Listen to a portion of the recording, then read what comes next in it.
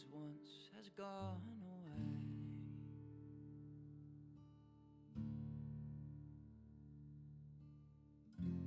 Living in the end of days, of us the dark will be afraid.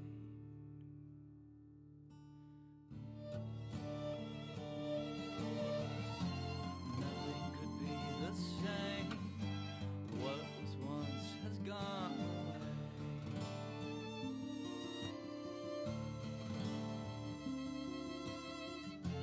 Living in the end of days, of us the dark will be afraid.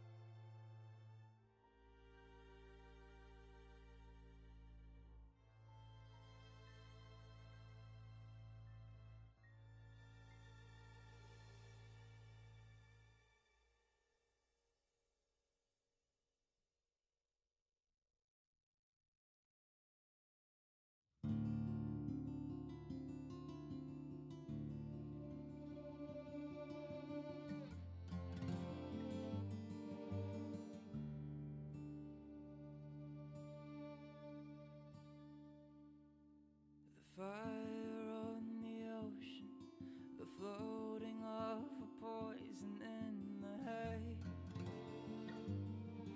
the dream of a cityscape from fear and hope our Adrio was made. There's no time to lay and wait, we'll stay awake for the dawning of an age. Living in the end of days, thus the dark will be afraid.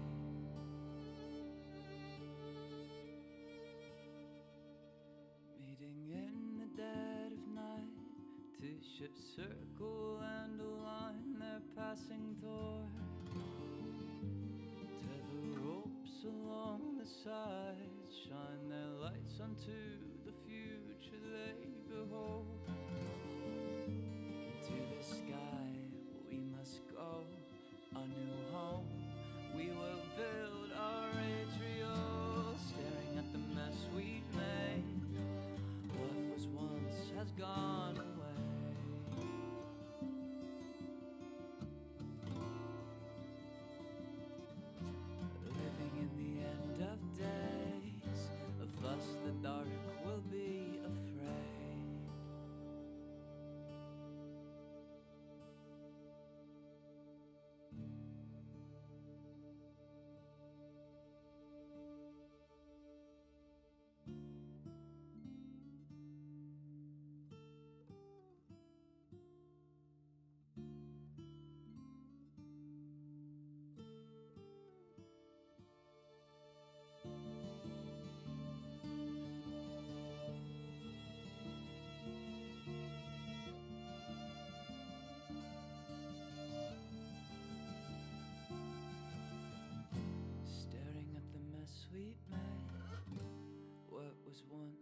gone away.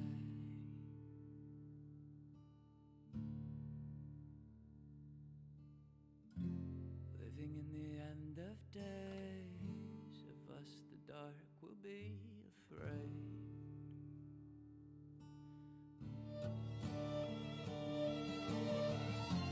Nothing could be the same. What was once has gone away.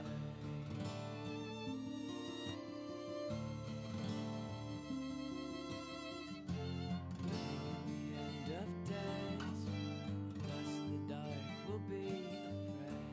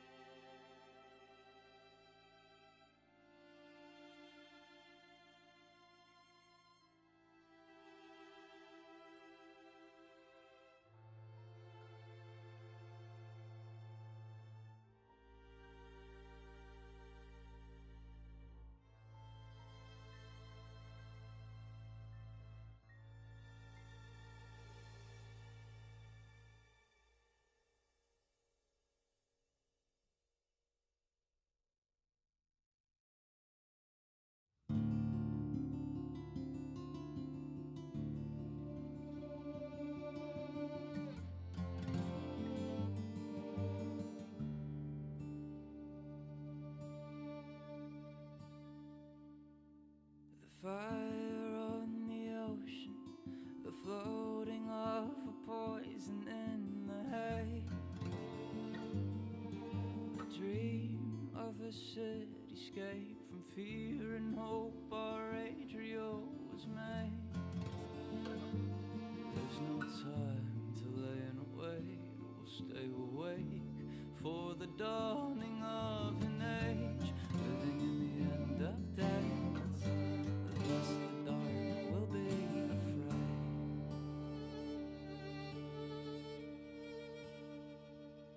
Meeting in the dead of night, two ships circle and align their passing toward.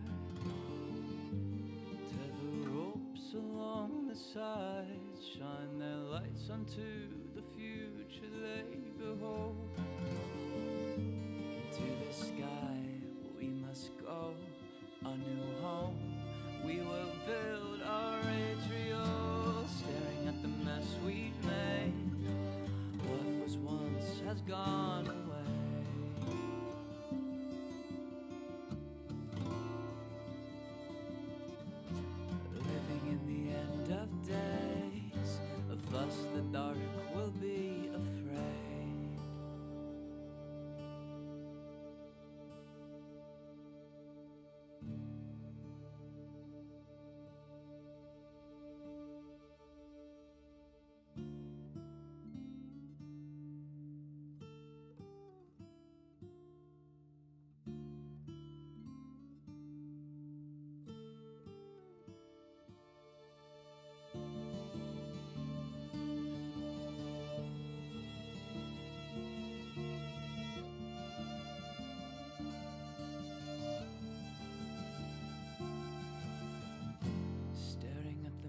sweet May. What was once has gone away.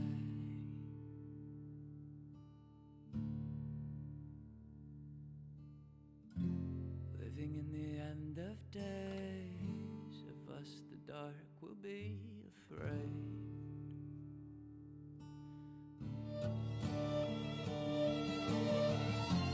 Nothing could be the same.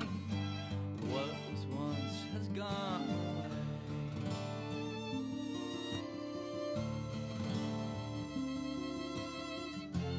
Living in the end of days, thus the dark will be afraid.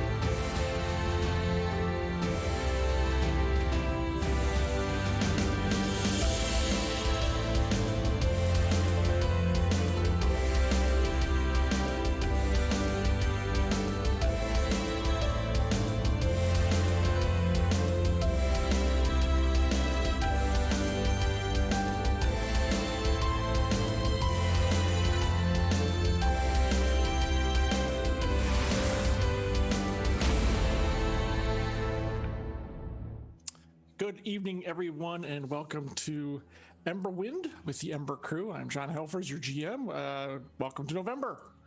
This is day 36 of the Ember Crew's Adventures in Adriel. This is Trip to the Market Part 3, Trial by Fire is what we're calling this one because I came up with the title about 20 minutes ago. Anyways, we are a member short tonight. I just realized my lamp is not as close to me as it should be, but I'll move that when the cat gets up. Anyhow, but 3 of our 4 folks are here, and they have plenty to do, so we're going to forge ahead. We wish Brahms good health, and I'm sure he'll be back to join us at the end of the month session. So, but let me get started with the 3 folks who are here tonight, ready to charge into, well, kind of a bit of a trial or a hearing, or we're going to see what happens. So we're going to go left to right. So first person is Jennifer Brozick. Jen, how are you? How are things on the coast? Things on the coast. Complicated. It's complicated. Complicated. We're going into lockdown again. Yay! This is what happens when people don't actually participate in the group project. Also, I am reading Slush for 99 Tiny Terrors. I don't think we actually announced the other thing that I'm doing. I'm recording another podcast for the Paper Flower Consortium. If you like vampires, but told in an educational manner. I'm Vampires playing 101? Yes, the podcast is run by a friend of mine, and it's always to the beloved initiates who want to become vampires. And I am doing the guest at the holiday specials. I'm Lady Agatha, which is like the elder vampire. Again, I'm playing the mom of the group. That's like a theme here. A little bit. So yeah, I'm busy editing a lot of things. Otherwise, you can listen to this podcast and yeah, and we're in lockdown again. That works. Well, I think, we could say you are under contract, so you're going to have a novella coming up if you want to talk about that real briefly. Oh, well, I do have another Shadowrun novella coming up. I'm going to turn it in in the next 2 weeks. And it's called See How She Runs. It's a young adult YA Shadowrun set in Spain with 3 girls who are couriers in Barcelona. And it's linked into this thing called Assassin's Night. Yep, which we can't give too much detail on, I don't think, because I'm not sure how much promo's gone for it, but it does shake up the Shadowrun universe a bit, the Sixth World a bit. Quite a bit. It's very corp-oriented and lots of machinations and plans within plans going on, so it should be fun. And I'm really happy to have Jen tying into that. So yeah, really trying to tie more fiction into the source book stuff to make it, parallel. So yeah, always great to have you here, Jen. And whom are you playing? Speaking of mother figures tonight, I am playing the Boy Veneer. She is an Atlanta, which is basically a combat bard, and my favorite ability is to have the mom glare. If you target one of my people, you get damage.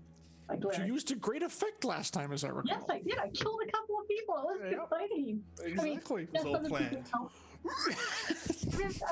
Other people helped, but it was my glare. It was the glare de gras, basically, is how that worked. Yes, exactly. Exactly. All right. Well, great to have you here, Jen. Thank you so much.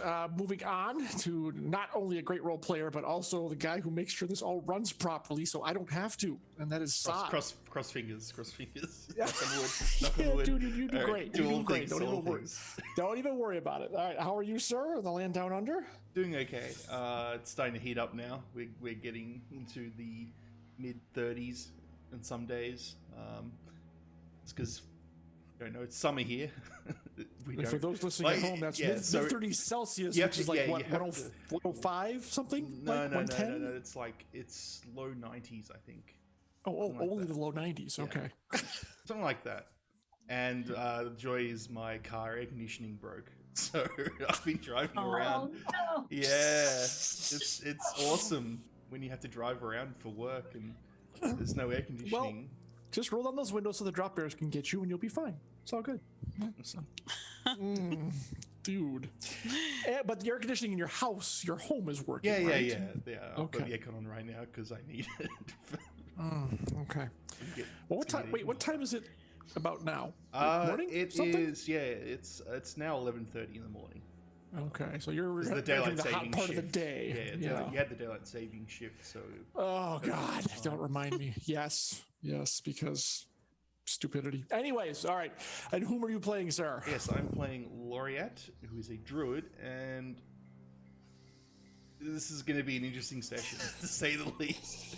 Because there is a specific person. Mother sibling reunions all over the place. Yes, there's a specific person who has now arrived, who is someone that Laureate really doesn't like. And it's going to be, and we're in a situation that's not very good as well. And a certain person may wield an extraordinary amount of power over what happens next. So we'll see how. Yeah, we're gonna see how that goes. So, great, Saad. Thank you as always. Great to have you here as well. Cheers. And last but certainly not least, your redoubtable trio tonight, Marie Bilodeau. Marie, how are you? I'm very good, thank you. Is the pie done yet? I don't think so. Chocolate pie is in the making right now, mostly because Carrie wanted a custard cream, but it's become kind of like a Christmas factory already in our house. I think she's planning to feed the entire city, perhaps beyond the borders, with Christmas cookies. So there's like cookie dough in our freezer. There are some batches of cookies that are already like baked. There's just like it's a veritable factory, and the tree's not even up yet, but it will be soon. Will that be on camera? Will we actually see that as we progress into the holidays? The tree's going over there, but maybe okay. I'll figure something out in the background so that you get some enjoyable twinkling and sparkling. There you go. That sounds great. And how are things in Canada otherwise, other than the explosion of holiday confections? Holiday, good. It's getting colder. Numbers are going up. Kind of the temperature's going down. The numbers are going up. It is as was predicted. Exactly. In accordance with the prophecy. Exactly. So it was foretold, and so it comes to be. Indeed.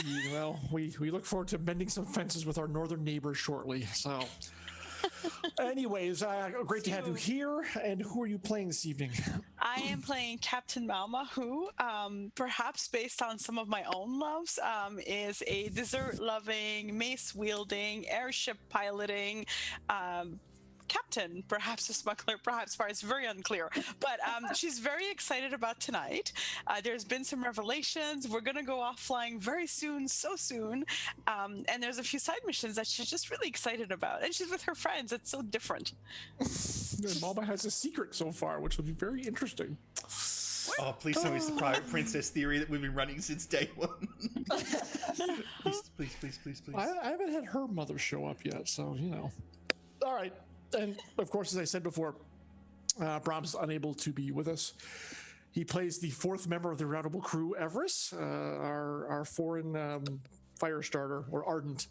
But hopefully he will be doing well, and I'm sure he'll be back to join us soon enough. So, as I said before, this episode's title is still In the Red Market, where our party finds themselves. They were sent there on a bit of a mission by the military order of Adriel to extricate, I think is what we're going to call, a high-ranking chaser member who wanted to defect, basically. But that turned out to be more or less a trap, let's be honest. And they found out some information, especially Everest found out that a certain parental unit was not only in town, but had also taken over the chasers in the power vacuum left by the death of Grinder several sessions ago. But before he could really do anything about that, a little bit of chaos happened where a strangely dressed person called was it a Rift Keeper Ascendant appeared, literally popped in, and also tried to take on or arrest Ixis, who then wisely scurried away in the combat, where she had some chaser street jacks with her, and there was some fighting. And the party, of course, was involved, because that's kind of what the party gets involved in a lot of times. And it wrapped up with Ixis giving them the slip, and them surrounded by kind of the enforcers of the Red Market. And I guess someone called for what is called a ballast. And a ballast is the kind of de facto law enforcement personnel of the Red Market. They're judge and jury, and when the time calls for it, possibly executioner as well, if the crime is that heinous. And the even worse news is not only are they surrounded by many, many guards, far too many really to fight their way out of, but also the ballast that happened to be on duty today is none other than Laurel Blackwood, Laureate's mother. And she has just appeared and commanded everyone to kind of stand down. And what we're going to do is start the session. But first, the first thing that happens after everyone kind of stops for a second is the Rift Keeper and his glass cards all kind of look at each other, and they disappear. Just phase out. Same as the Rift Mage's effect is when they cast those. Pretty much. The portal opens and zoop, and they're gone. And before anyone can even react, the guards can't. No one can do anything, and it's doink, out. Well, that's a great start. I mean, now, granted, they did do it in front of everybody. They didn't mince, or anything. They did, but they certainly weren't waiting around. So you have witnesses that there were other people here, et cetera, to bolster your hopefully reasonable story for fighting in the market. And Laurel kind of looks at the four of you, and of course she recognizes you all because she's seen you before. And actually steps up to here and says, I hope someone here has a good reason as to why there was a brawl going on in our marketplace. Mama. They started it. They said, we heard from inside there was Ixis. Was Ixis here? Yes, she was. And she is apparently leading the chasers now, and she was really mad, and she attacked us, and we defended ourselves while trying to encourage people to leave. So she said that, she actually said that to you. You heard that? I heard a lot of things. It's a bit jumbled. You know, I get excited in combat. But it sounded like she was in charge of the chasers. Yes. Well, that Blood Rager that came through the door, that was our contact. Yeah, didn't expect that. Hopefully the shop owner's okay. Though there were chasers that came after us as well. Took care of them. Ixis seemed to be leading them, so, you know, the chasers were kind of mean. I love shopping in the Red Market. It's a great place. I recommend it to all my friends. Anyway, we should go report this to the military order. The military order doesn't have any sway here. You're not going anywhere, Laureate. We seem to be... Until you answer for the charge of public disruption and fighting in the Red Market. We do not...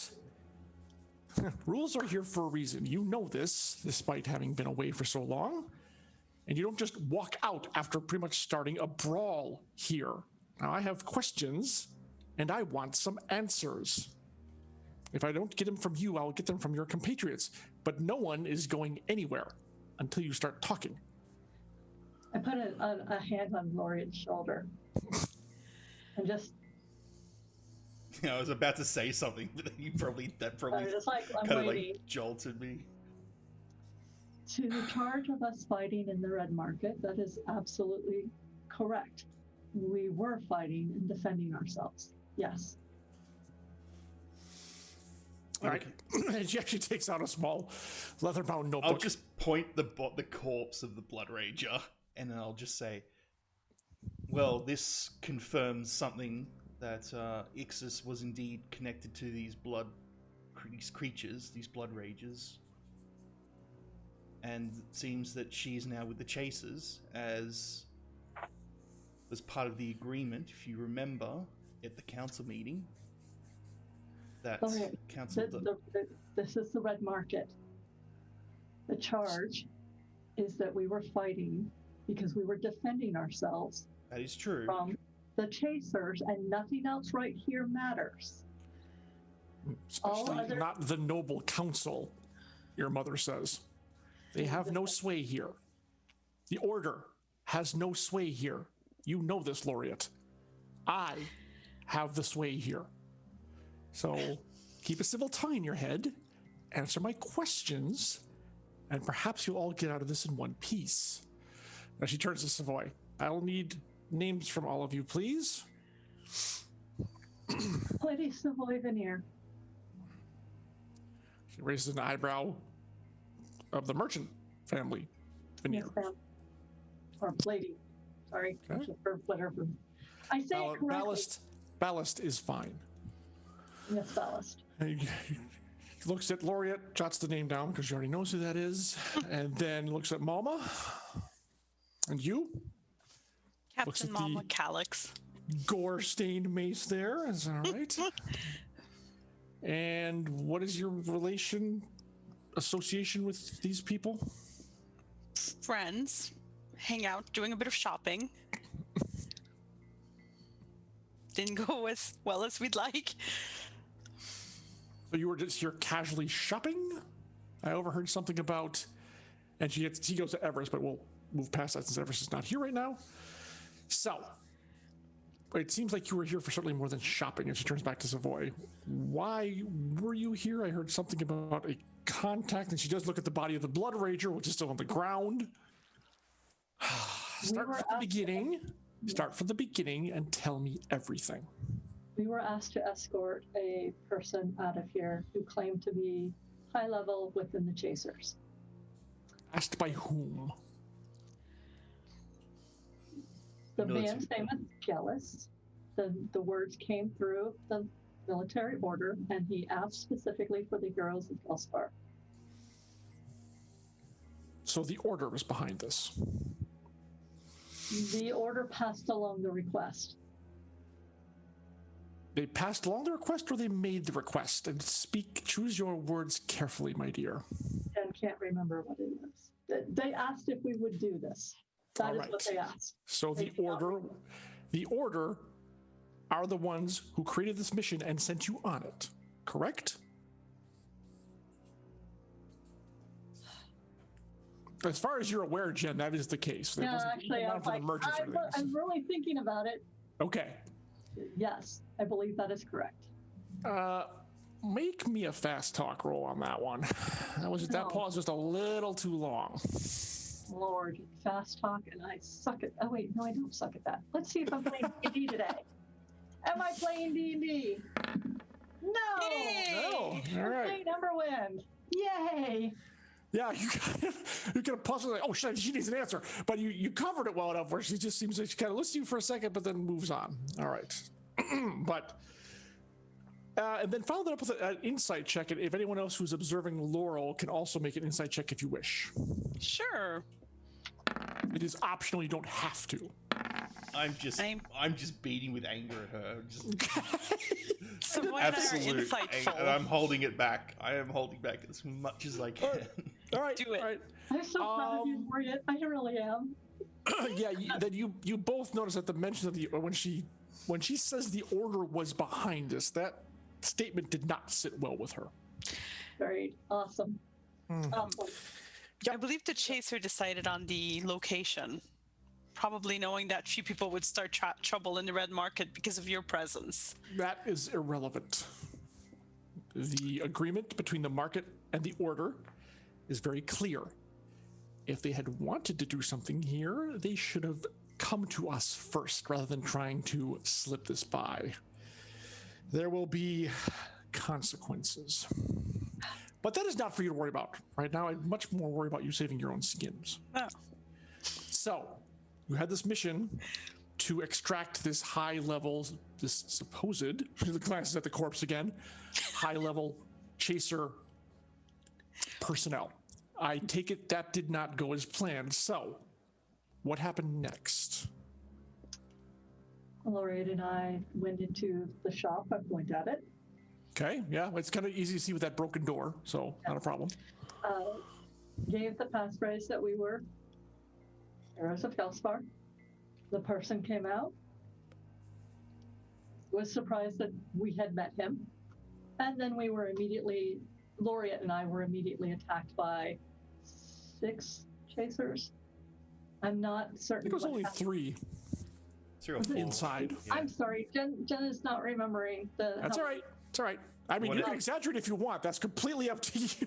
Well, we'll see the bodies because that's fair. I don't know what happened to Adair. And I'll say as calmly as possible, you can send a guard inside to see the corpses if you want.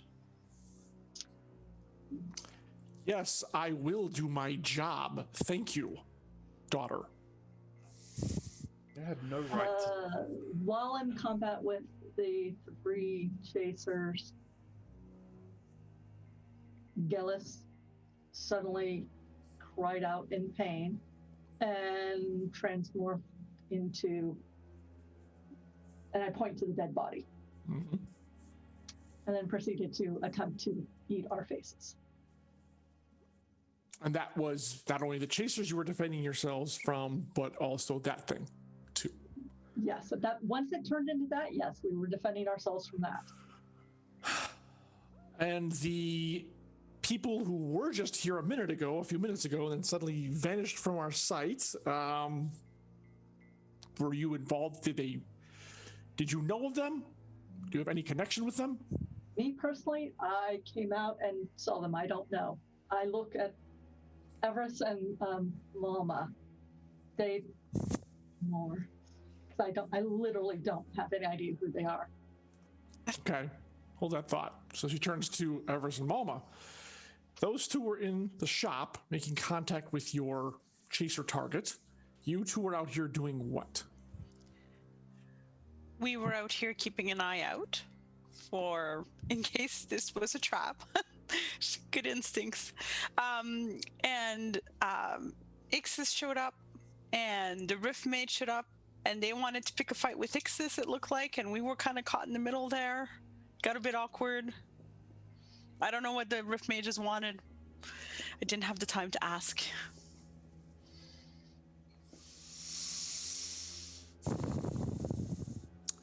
This Ixis person, we've heard of them before.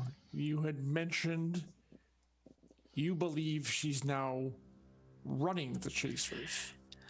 If anybody was giving orders to the Chasers during this battle, it was definitely her. Whether or not she's taken over the whole organization, I don't know. But she definitely had control of the ones here.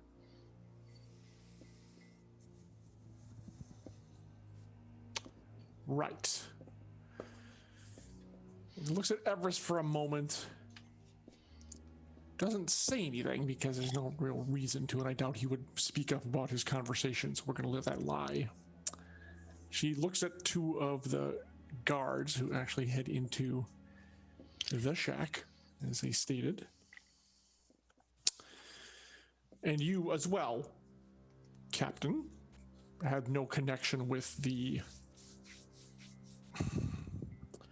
Rift Keeper, for lack of a better term, who appeared here in our market, correct?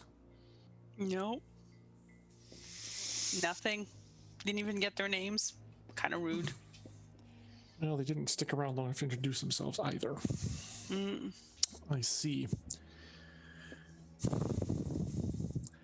We'll interview the shopkeeper, but if the Chasers were using that as a drop, it's very unlikely she'll be forthcoming with any information.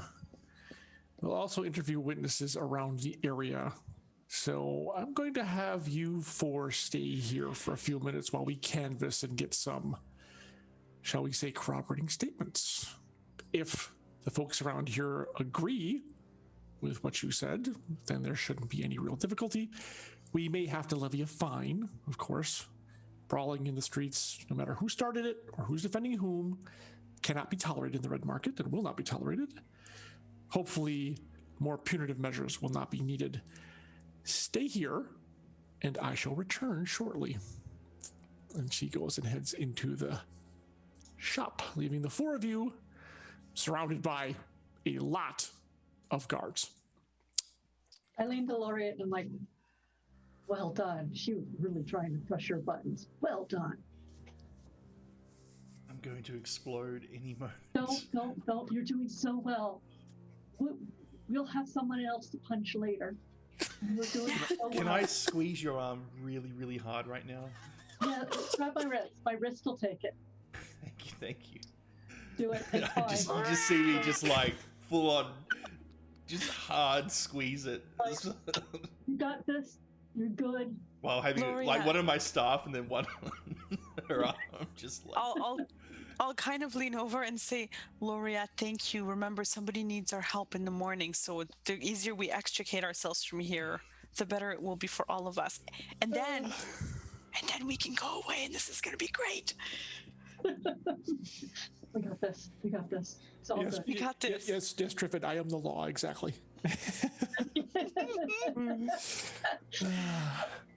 All right.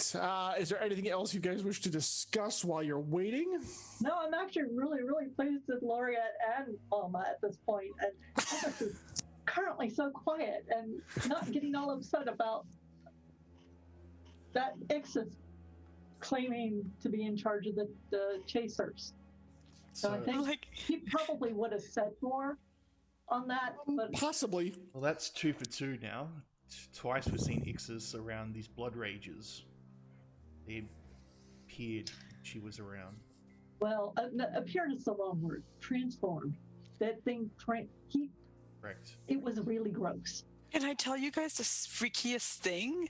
She summoned these like spirits, and like Everest knew one of them, and like they were in front of us, and it was just like almost like I have no idea. And I looked to Everest, and Everest is kind of like all dark and brooded. I'm like, but it's like she had like kept their souls and just unleashed them to attack us or something like that. Anyways, all that to say, we should just go. This place is so good. It'll be fine by the time we come back. And under Everest's darker skin is actually getting a little pale on that, but he pretty much kind of receded in himself. It doesn't really say much of anything. That's true. Not entirely because he's not here either, but yeah. So, yep, and Jen, don't forget you got a real close up view of a person.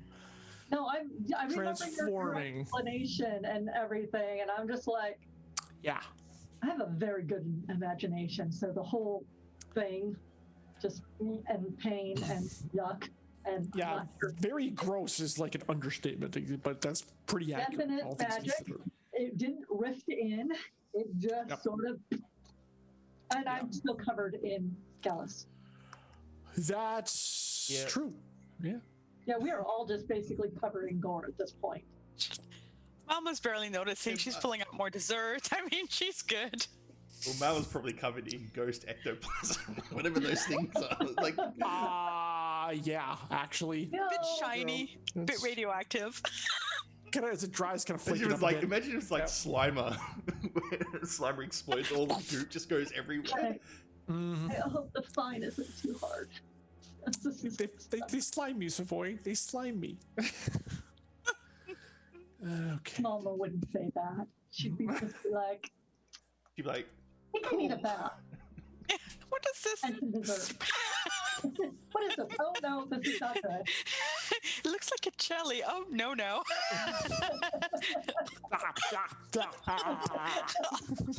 Does someone have anti-poison? Oh, I have that. We just bought it. Or something close to it. My God, she eats them. This is barbaric. I can just see the other spirits now. But anyways, all right. So about just- 20 minutes yeah. later. I just wanted to quickly ask, Mhm. when he Oh, was, yeah. was there any kind of signs to know if he was transforming into the Blood Rager beforehand? Did I notice anything? I think, even though we're in kind of a mid-combat, was there any kind of, other than he just started Yeah. transforming, like, is there any kind of, Make me an insight check. Yeah, I'd like to do that too. Since It's gonna be an insight check at +2 for the combat. yeah, I think yeah, I Laureate make makes it that anyways. Yep. just Okay. All right. make it that one?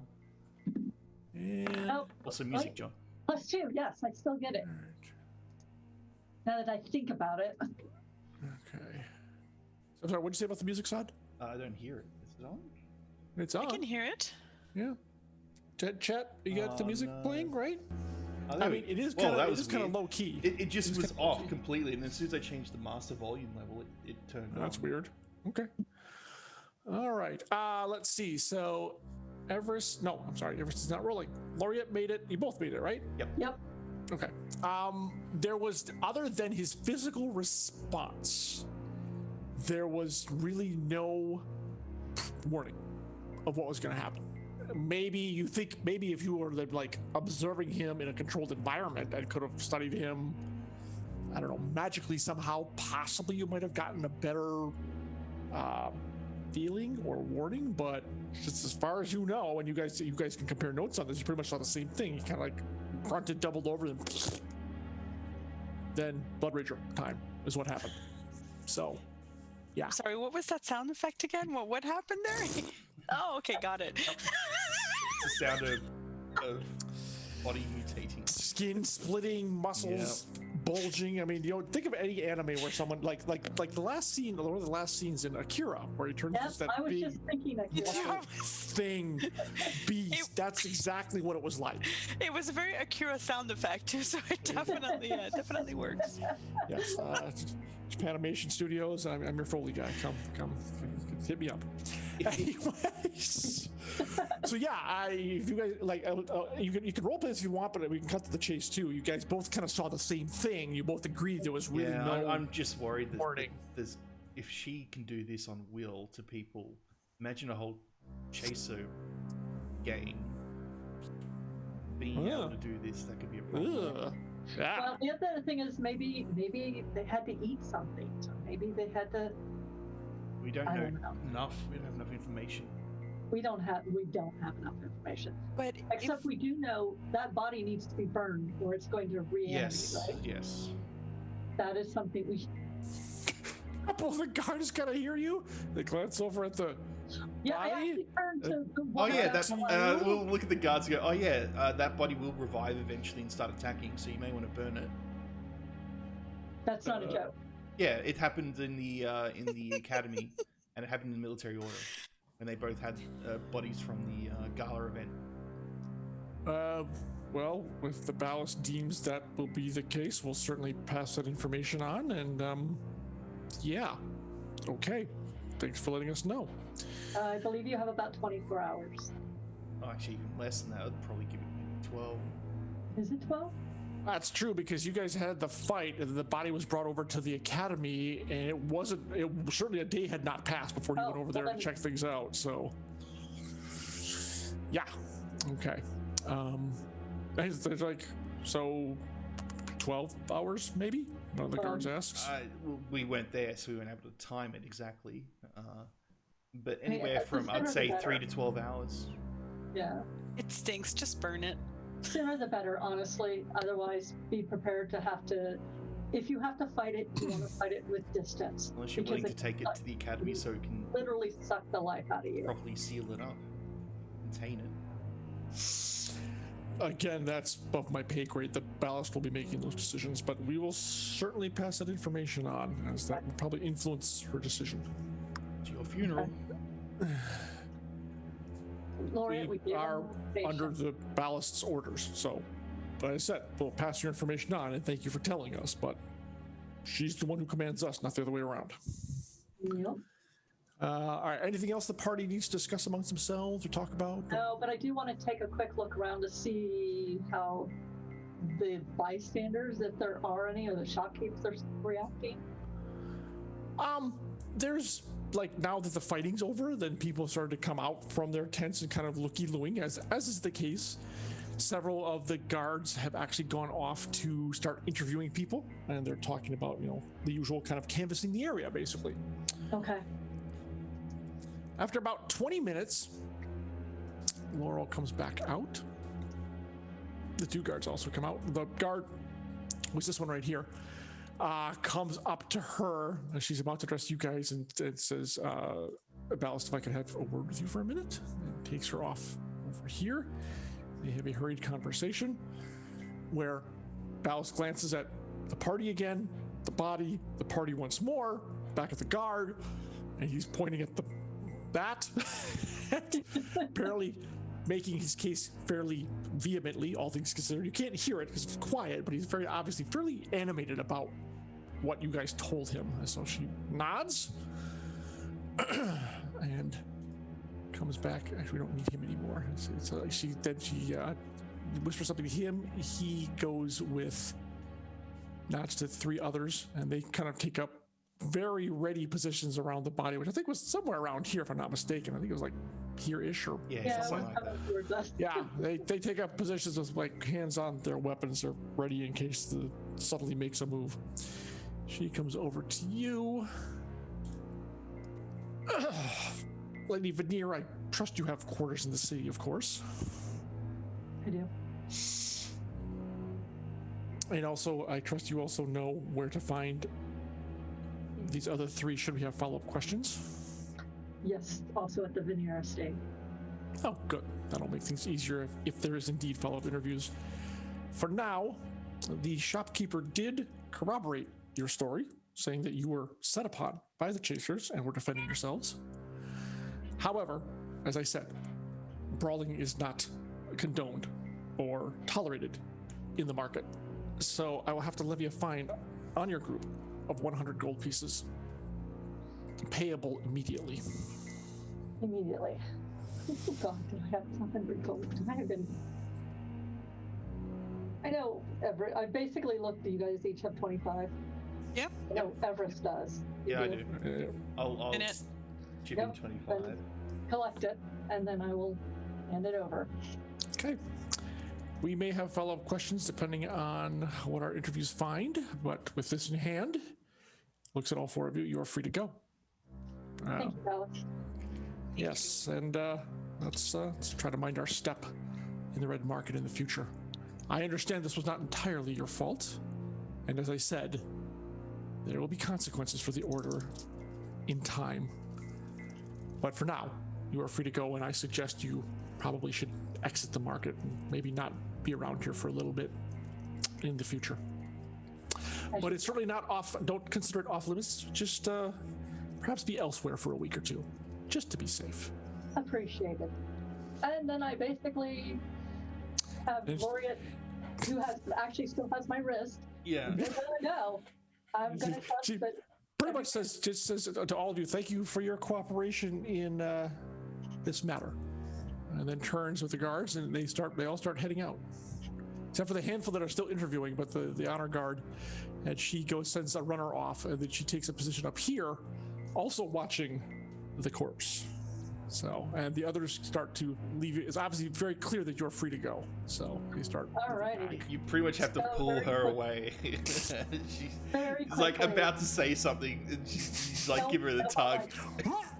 Basically, by the arm, I'm like, don't ruin it. Keep going. Don't ruin it. Keep going. We're walking. Yeah. Have a job later. Also, I'm covered in goo. Let's go. Because at this You and point, Mama both. I need us to get back to the estate, send the warning to the vice admiral, and a warning that, well, 1, this is what happened. 2, this is what we discovered about Exodus. 3, this is what Laurel, whatever her last name Blackwood. is, Blackwood said. Same as Laureate's. Yep. Not that Laureate uses it very much. That's true. Laureate does not use it very much. And warn my sister that we're going to be gone for a while. Well, after a couple side things. We have a Yes. date tomorrow. A couple of errands. Yep. The errands are get dressed, get ready, go get the person. What time is it? How many hours do we have? It's going to happen in the morning, right, Mom, I believe? At Tomorrow morning? 9:30 in the morning. Yeah. So it's the walk of the garden, yada, yada, yada. Yep. It is, let's see, this happened, when the hell did this happen? It was setting up, it was evening, I believe, if I'm not It mistaken. was. Yeah, it was sundown, just after sundown. This is after dusk. So, we so you had got the planned to- night, such as it is. So there you go. I don't To know. plan and plot, Oh. maybe get some sleep and change your clothes. Mm-hmm. So okay, everyone's kind of getting in the carriage and heading back, I trust. Yes. Oh, yes. You guys, Quite by the way, enthusiastically. you guys are certainly giving the stable crew a run for their money in cleaning out the carriage every time you use it. If it's not goo and blood from the Silverglades, it's goo and blood from the Red Market. And just, I'm just saying, just letting you know. Or making them feel Busy. wanted. Most of the time, they don't ever have to clean it out. I'm sure that's exactly what they would apply. Yes, thank you for giving us work to do, milady. It's great. Savoy has some blind spots. She really does. Well, it is their hey, it is their job. It's true. All right. Any conversation, any topics coming up on the ride back? Just a You know plan. No. You know what would be really great? Balma trying to keep the mood up. Is the Rift Mages are from Summit. And they were coming to attack Ixis, so when we go to Summit, maybe we can find some allies to take her down. Isn't that great? And I kind of peer out at Everest, but I don't say anything extra about anything, because it's not my thing to tell, and I think Brahms needs to be here when it's told. Yeah, he's not saying anything to anyone. He's kind of sitting in the corner with his hood up, kind of seemingly lost deep in thought. We need a mod on the thread. Well, that was a fun night. Let's just... You have such a odd idea of fun. We're all alive. I mean, that's we are great. alive. I didn't Lori's expect a about blood us. rager. No, but we did get the name of Gellis, and people can find out who Gellis was, and maybe that'll help find out something more about the Chasers. And we have a lot of motivation to get out of town. Even more so. Oh, yes. You know, I really thought the second that the ballast came that they would stop us from being able to accomplish our morning mission, which really, put the highlight on me. It could have happened, but... And that really put the highlight on me as to what was important. And that is more important. Helping that woman is important. Mm-hmm. So good day, I told you. Yeah, that is important, and we're going to be able to do it. All right, I guess you're going to have somebody to punch. Magically. Yeah, I definitely want to get my hands on someone, but I'll think it's better if I hold off, at least until we get this other matters dealt with, getting this person.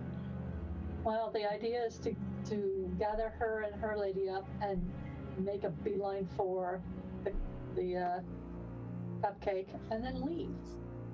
Hope we don't get any follow-up questions, because then that'll be a problem. Well, we'll be gone. We'll be gone, and you did so great. I mean, your mom had to be impressed with you. Oh, no. No, she very specifically was That's the attempting first to... time she's spoken to me in nearly 9 years. Well, I was impressed with you. And the first thing she said is essentially a threat to kill me. So, no. Not. Being the daughter of a ballast didn't really carry any weight in the red market, let's put it that way. Think how great it's going to be when we leave town. Just focus on that. We're almost there. We're almost there. Almost. Almost. Almost. I'll try and stay positive after that.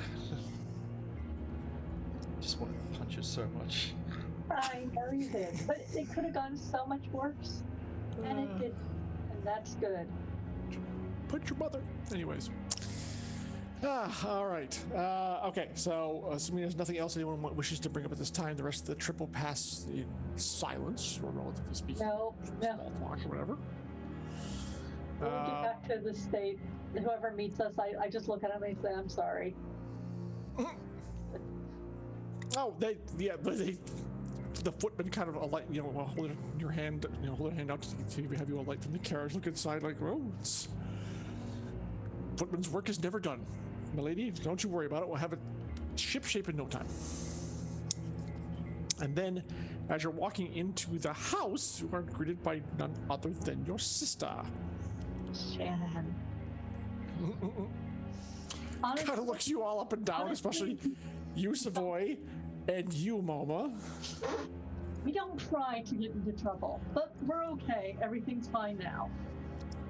Yes, well, you do bring the most interesting, unexpected guests to call as well.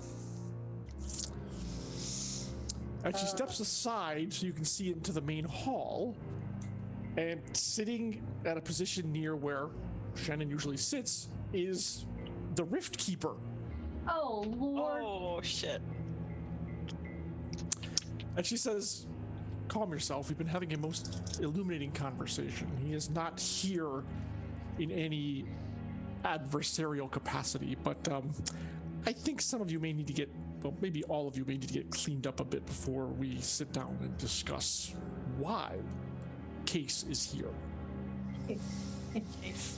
Nice. So why don't you four, because actually I think all of you were in combat, why don't you, all of you go get cleaned up and meet back in the hall in 30 minutes. I will entertain our guest until then. Screw, move along. I wait until I'm back in my chambers because I'm like, really? Here? Really? Okay.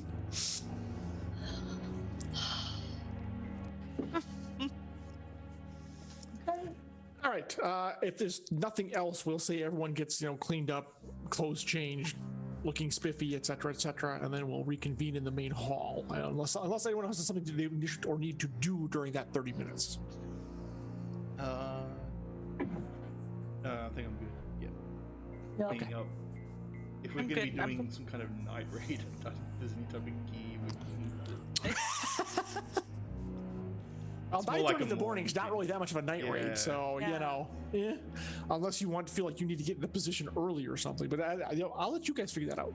But Yeah. right now you've got a different fish to fry, so to speak, a different slaughter fish to fry, or skin, or scale, or whatever. Staff. Maybe. All right. I would probably, Mama would probably take a sec to just go see Avarice, who might stay brooding in his room, I don't know, and just tell him, it's not my secret to tell, but you should trust them and let them know. And then just kind of... Well, actually, you hold up a hand like, I am unsure what to do at this point. Since the Rift Keeper is here and he is also after her, now is not the time to complicate matters further. I will tell them though, but in the meantime, I trust that until I do, you will keep this burden to yourself. Unless it becomes necessary to tell to keep everyone safe, no problem. I mean, Well, if that matter should arise, I will be the first to share this. But I have no doubt, my friend, and I'm so sorry. I thought Laureate had it bad. You two are gonna have lots to talk about, though. It's gonna be bonding. It's gonna be great. You're gonna love it. that is what I've always liked about you, Malbot, your ability to turn any situation into a positive. We should probably be getting back. I'm sure they're wondering where we are. Let's go. Good chat. And thank you for coming to see me about this. I appreciate it. Of course. All right. So, everyone, not all cleaned up and looking spiffy. Everyone rejoins in the main room where Shannon and now Case have been apparently chatting. There's a light repast set out. Ooh. And he stands, as she does when you all come in, and nods respectfully. He's not being sarcastic. He's not like going for anything. It's very calm, and Shannon's very calm. And Savoy, your sister would certainly have let you know if there was like any trouble or summoned the order or anything. So I'm sure there's some sort of family code word or something. That says this is trouble. Right.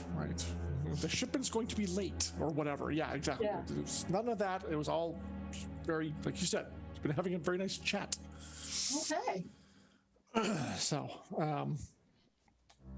and as you all come in, Shannon, they're going to do a quick round of introductions just to get that out of the way. And it says, this is Case, as I already let you know. I know that all of you could have had a little bit of a encounter, shall we say, in the Red Market. And then he found his way here. I guess off the Heroes of Gelspar remark, where he overheard that was said somewhere or something. Anyways, I think he has a few questions for the four of you, if you don't mind. Do you mind if we eat while we talk? Is that...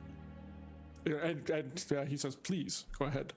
Good. Your Savoy, your sister, has been kind enough and been a very gracious host. It would be unseemly of me to not let you break your fast. Wonderful. So, first of all, I wish to apologize if we could have left you in the lurch, so to speak. My mission was not to get entangled in any more Adriel business than necessary. It was to come here, locate and extract Ixis if possible, and leave. And when the ballast showed up, my prudent course of action was to, well, as you saw, evacuate the premises, shall we say. So, but it seemed very clear that we were there on the same mission. So, if I may ask, what is your interest in Ixis?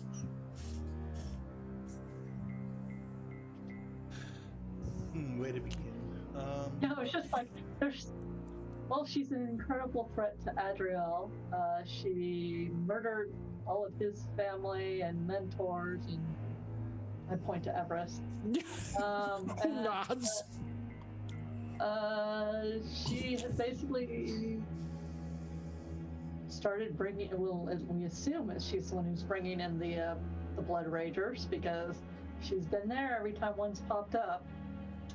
And apparently, she's also now taken over the Chasers, which is not a good thing either. So I wouldn't mind if she were gone. Gone. He looks over at Everest and says, "She slaughtered your family." And he says, "Not only my family, but my people. She and I, as far as I am aware, are the last of my kind. And I have been chasing her for years." And then he turns back and says, the Blood Rager, that was the thing that came out of the shop. The bloody muscles and everything, and the big. It was a person. I'm sorry. What? It was a what? It was a person who transformed. It's happened before. Last time it was members of the guard. This time, he literally doubled over in pain, and then. How about we start with why you want her? And what you're going to do with her. That's fair. Ixis is wanted for crimes she committed in Summit, including murder. I have been chasing her for the past 3 months and tracked her here. As I told you before, my mission is to apprehend her, alive if possible, dead if not, and to make sure that word is carried back to Summit that she has been dealt with. With your encounters with her in Summit, you have the same thing with the Blood Rages and the Spirit Creatures, whatever those things were. Well, she is a spiritualist, so the spirit summoning is kind of par for the course. Spirits, yes. These Blood Rager things are new to us. Nothing like that happened when she was over in Summit. Spirit taking, yes. I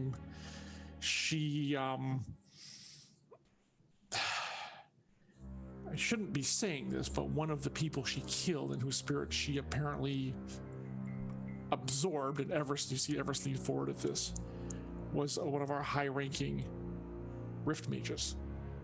Oh, Ducky. Does that mean she knows how to use your magic, then? Unclear. I didn't get a chance to see if she actually rifted out during the fight. She was kind of too busy fending off her minions. So I don't know. We're unsure. All that we know is that cannot stand.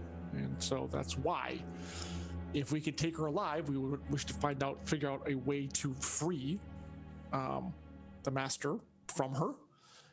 Hopefully, if we kill her, the spirits will be free to move on to the spiritual plane or whatever it is they do. I'm not a spiritualist. I don't know how that works, but the fact that she has kept him, and again, Everest is kind of like hanging on his every word, is, well, intolerable affront to the entire Riftkeeper Order. Doesn't even begin to scratch the surface of what she has done.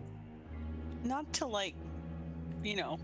kind of ruin your plans here or cast a shadow of doubt on your proceedings, but if she took the spirit of one of your masters so easily, what makes you think that you can take her at all? What's your plan when it comes to confronting her? Well, to be fair, it's overwhelming force. I had hoped when we got the sighting of her that we were able to take her by surprise, especially since she was, well, to be blunt, involved in conversation with you. Looks at Everest. And it's sided kind of at Mama, but mostly Everest. And we were hoping to get literally the drop on her in the market, where we figured, since the market, as you know, has its own rules, she would believe she was the safest there, rather than anywhere else in Adriel. It was a calculated gamble. I can see, though, we may have to alter our tactics a bit. Well, and once the council finds out this happened, it could cause problems between you and Summit. As they will find out the ballast is on the council. Probably. or associated with them. We're well aware of Laurel Blackwood's affiliation and serving as kind of the liaison. So we have no doubt that it'll come back. I will have to make my own report, and it will be dealt with. Considering the goals of our two cities are the same, probably, reprimand, a fine, something like that. But since once we explain to them the threat, and I don't know what she asked you or what you told her, but if you expressed the threat of Ixis in any way, just like you just did to me, I would think they would take that into consideration. But I have my job. I am to do it until I receive orders otherwise. And I thought there might be a way we could work together on this, is what I was... That's the real reason I came here. We all have the same goal in mind, to find and stop Ixis one way or the other. It would seem to me, from what I've learned of this group, you people are more than capable of doing that, despite your predilection for maybe destroying some architecture. But be that as it may, you seem to be very effective in these types of tasks, and like I said, it seems a change of tactics is in order. So I'm coming to you, seeing if perhaps we might join in common cause. But when? You're here now, in a couple of weeks? In a month?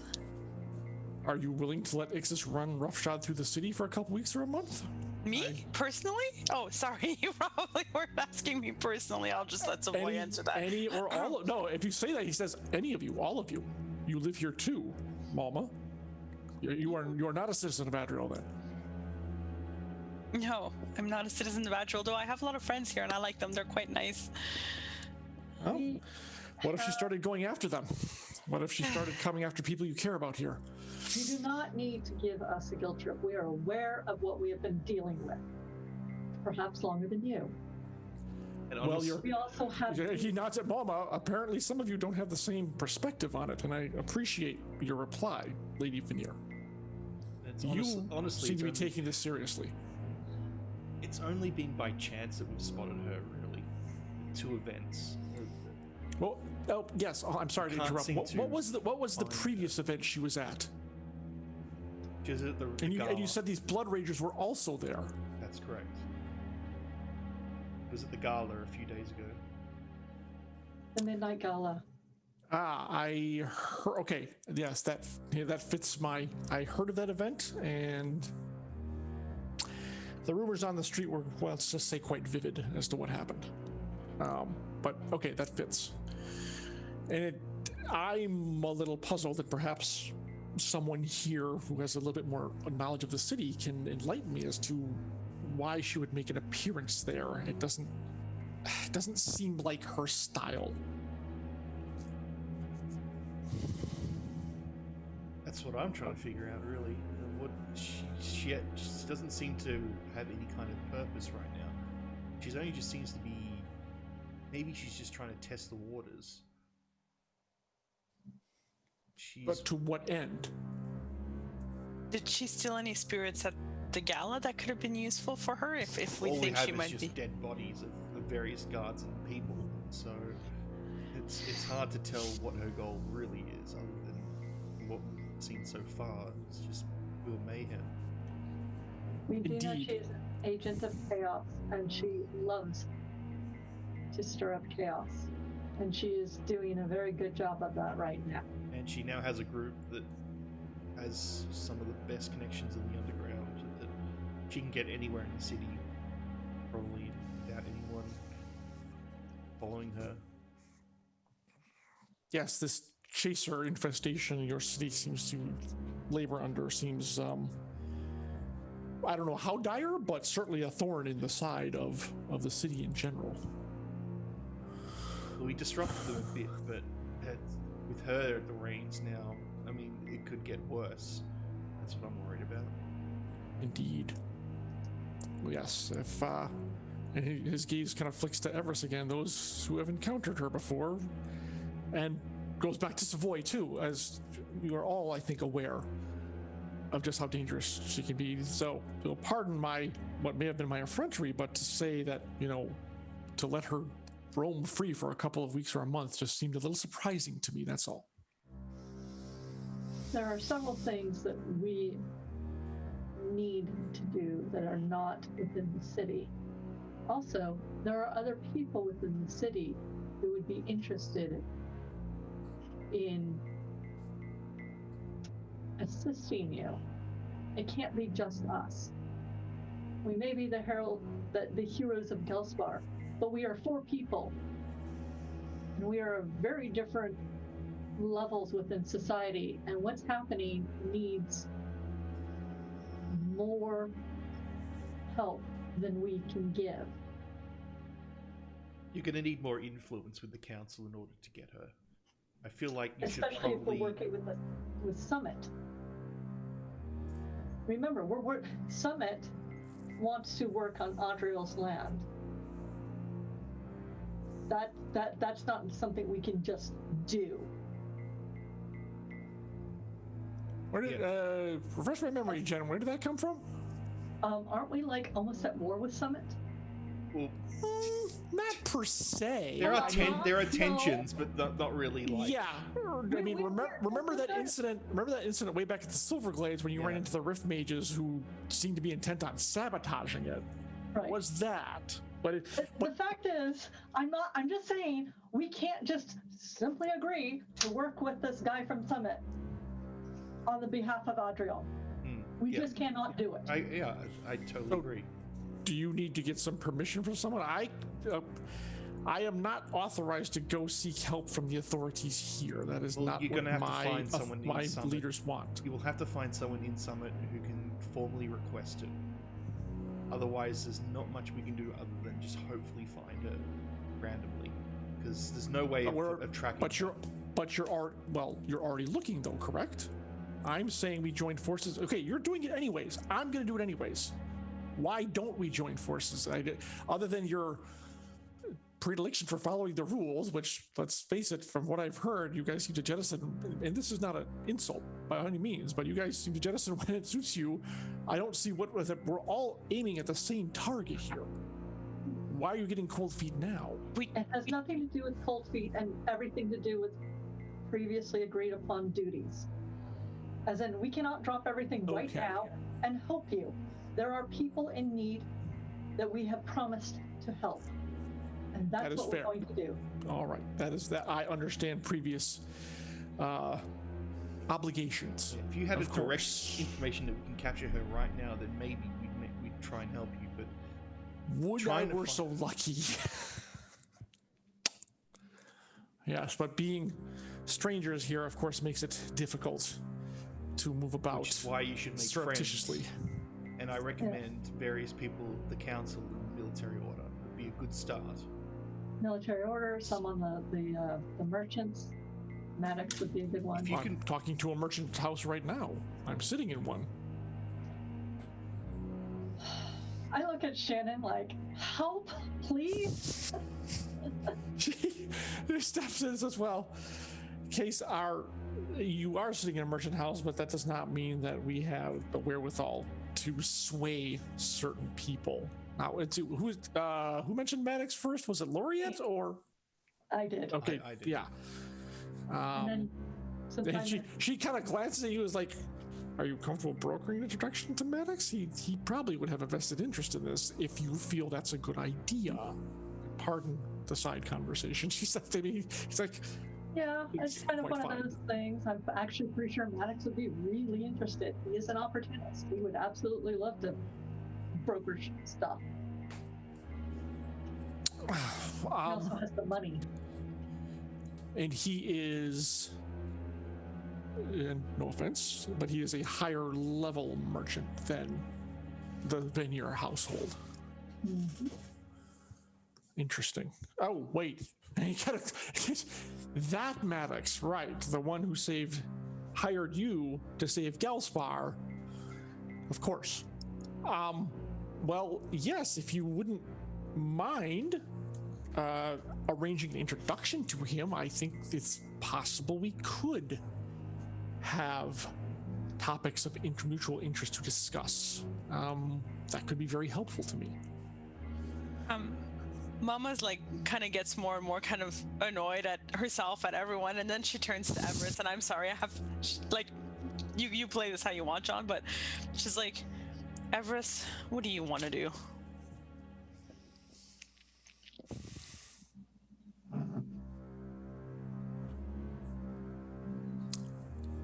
Obviously, I want her found, but as Savoy has said, we have other obligations. I believe the city of Adriel, as risky as it is, can withstand her influence a little while longer while we take care of the business we have to take care of. But upon our return, plus it would give us some distance that perhaps Mama, give me an insight check. Yeah, just a straight insight check. Oh, so not insightful. Okay, all right. You don't notice this, but he says, the trip we were planning to take might be a good thing in the fact that it will put some distance, both figuratively and literally, between us and her, and she might move on to other things. Adriel will have to bear the brunt of that, perhaps, but she is right now, I believe she is consolidating her power. She will not be ready to make any large moves just yet. So, and he looks at Case and says that there is some time before she will start doing putting whatever plan she has into motion. If there's a way you can find her, but unfortunately there will be no way to contact us. These things we have were in place before she started reappearing on our radar, so to speak. Which I'm sure is totally not an Adriel term, but I'm going to use it anyways. So, unfortunately, these duties we have preclude us from throwing in with you, as Savoy said. For now. Immediately. Remember, it's only been a few days since Grinder was killed. I know, right?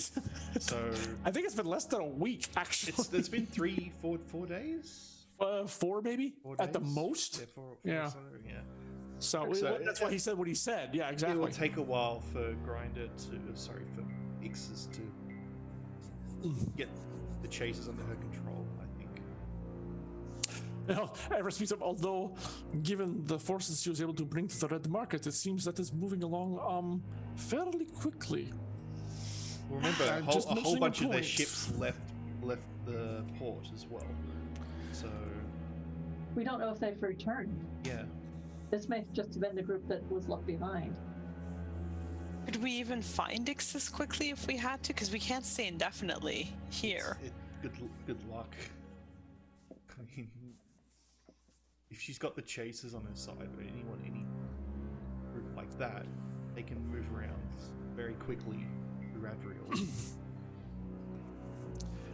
And Case actually speaks up of this, and from what I have been able to ascertain, and he looks at Laureate and Savoy, and the two of you may be able to confirm this, that this headquarters of theirs, this place called Gelspar, which is the very place that Maddox saved, which I'm a little puzzled over, but that's Adriel business, is quite literally a warren, a rat's nest of shifting buildings and shelters, and always constantly changing from what I understand. And a street you walk down one day may be completely different the next, or gone, or removed. And it's literally almost impossible to get your bearings. And if this is where they've made their home, it'll be nearly impossible to track them down, because you go to find them in one place, a week later that place doesn't even exist anymore. So I don't envy even the struggle that citizens have of trying to find her. But after what she did in Summit, if it's anything like what she plans to do here, like I said, I understand previous obligations, but I would think she should be a priority, is all I'm saying. Obviously, you have to do what you have to do. Lady Veneer, if you could broker that introduction to Mr. Maddox, Merchant Maddox, I would be in your debt. I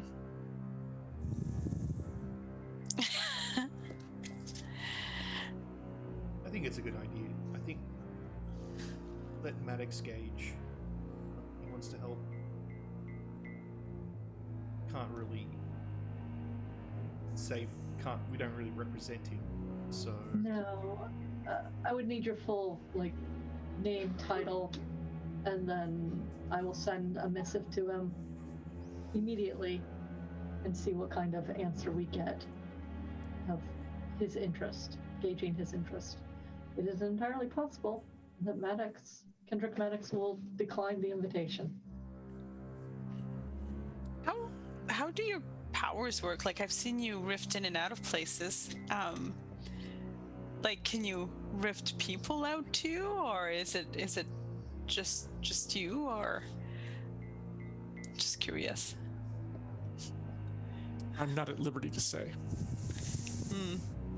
If we do decide to go into combat together, though, it would be really helpful for us to know what you're capable of.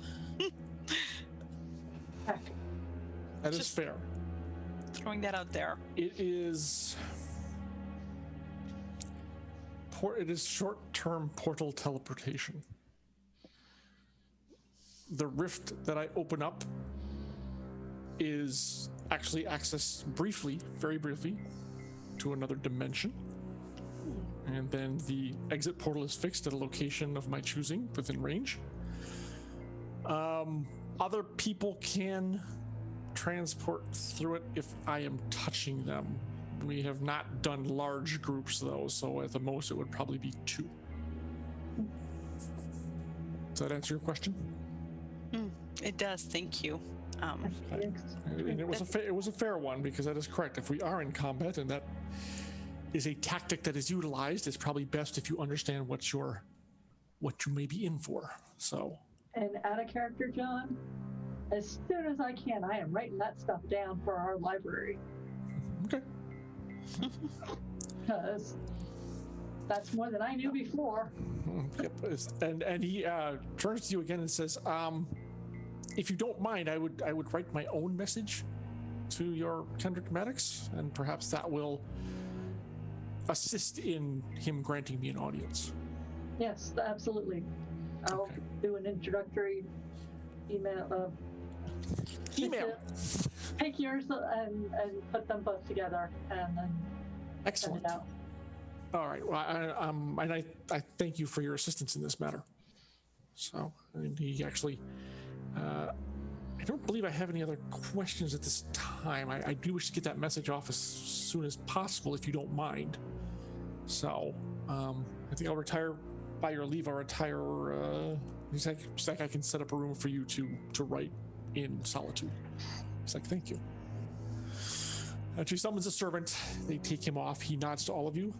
It was a pleasure meeting you. I hope your tasks are fruitful and swiftly achieved, so that you can return, and hopefully we can join forces to eradicate this menace. I will see you soon, hopefully. And he heads out. Shannon's looking at all of you. Did he actually give us a title for Rift Mage case? He said he was something called a Rift Keeper Ascendant. Rift Keeper Ascendant. All right. Because I'm also scribbling something down for Maddox.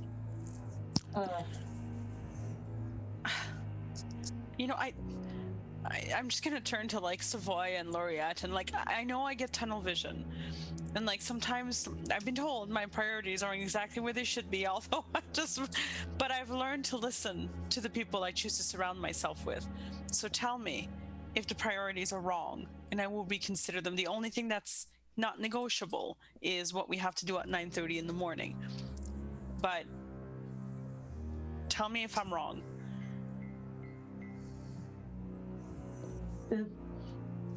No, we're in for helping you. I don't know. Do. Unless something stops us, I think we're going to be helping you out. I don't want to... The thing we have to do in Summit, we have to do. The thing that you negotiated with Cobb, we may have to renegotiate, because that's going to take way more time. Or we may just have to deal with him while we're trying to deal with Ixis. This is assuming that you even get information on Ixis in the next 12 hours or so. It's not going to happen. we're not going to with the next 12 hours unless she shows up here. And if she shows up here, I look at Everest. I'm like, I'm going to be mad at you. I'll have someone to punch. In any Make you case. feel good. See, there is a silver lining to every dark cloud. The laureate.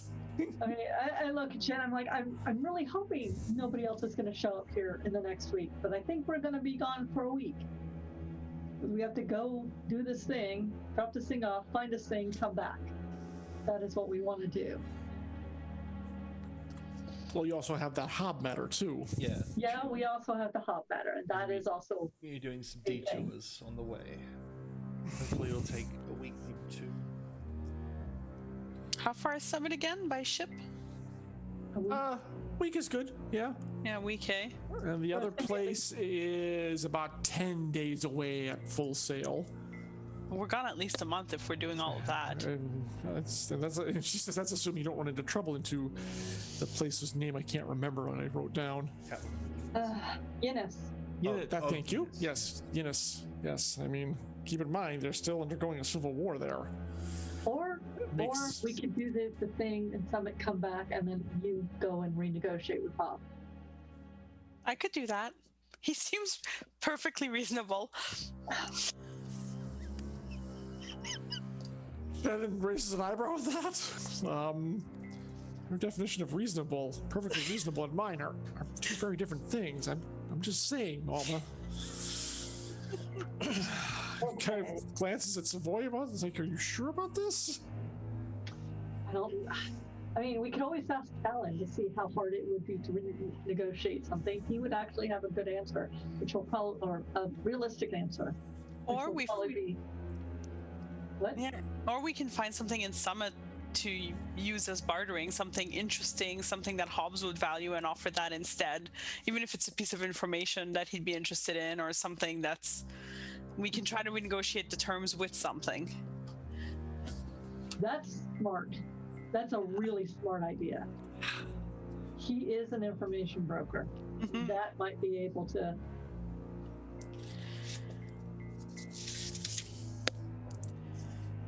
And we're going to see an information broker whom I've dealt with before. She's quite nice and quite useful.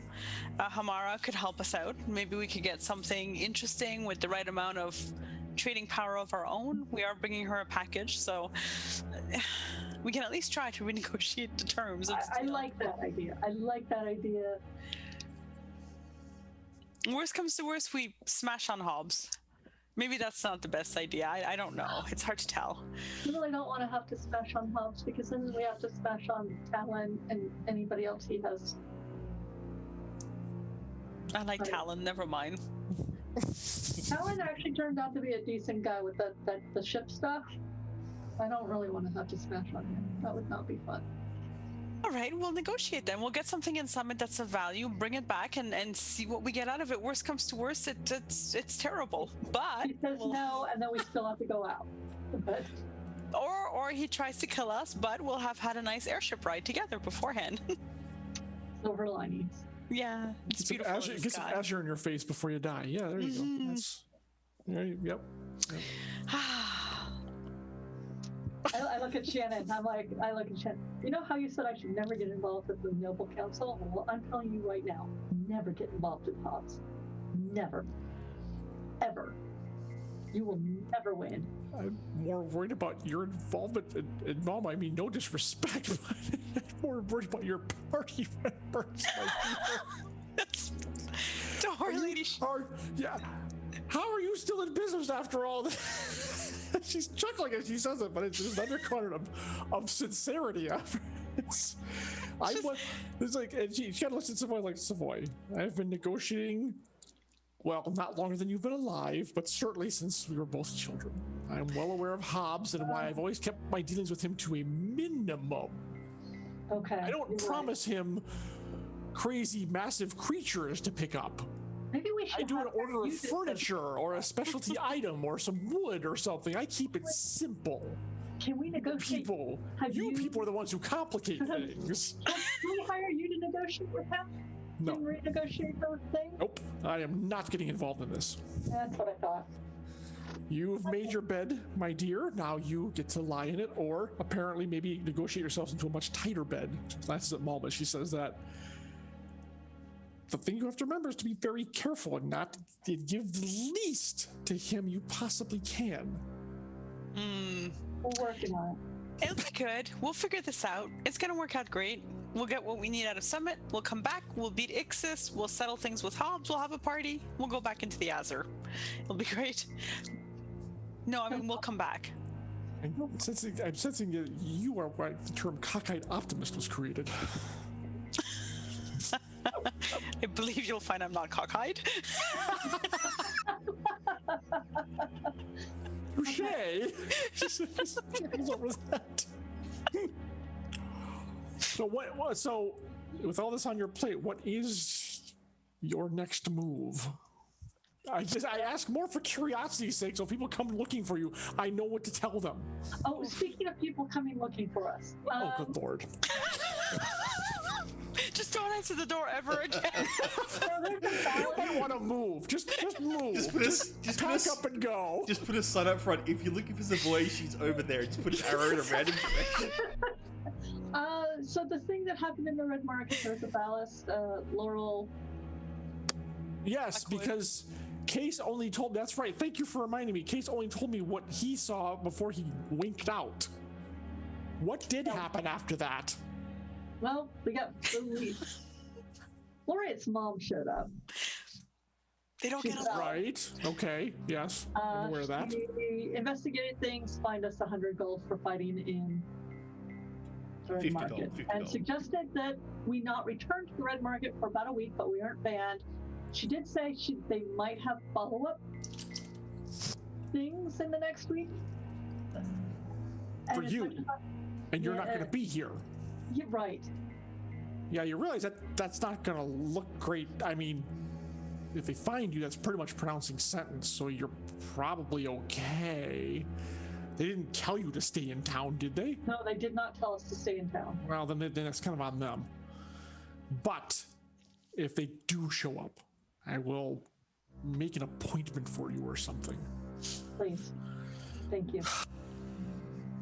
I thought I should. Got in this business to make and sell furniture, not to schedule your happenings, dear sister. I just the first time I've asked for the scheduling of the happenings.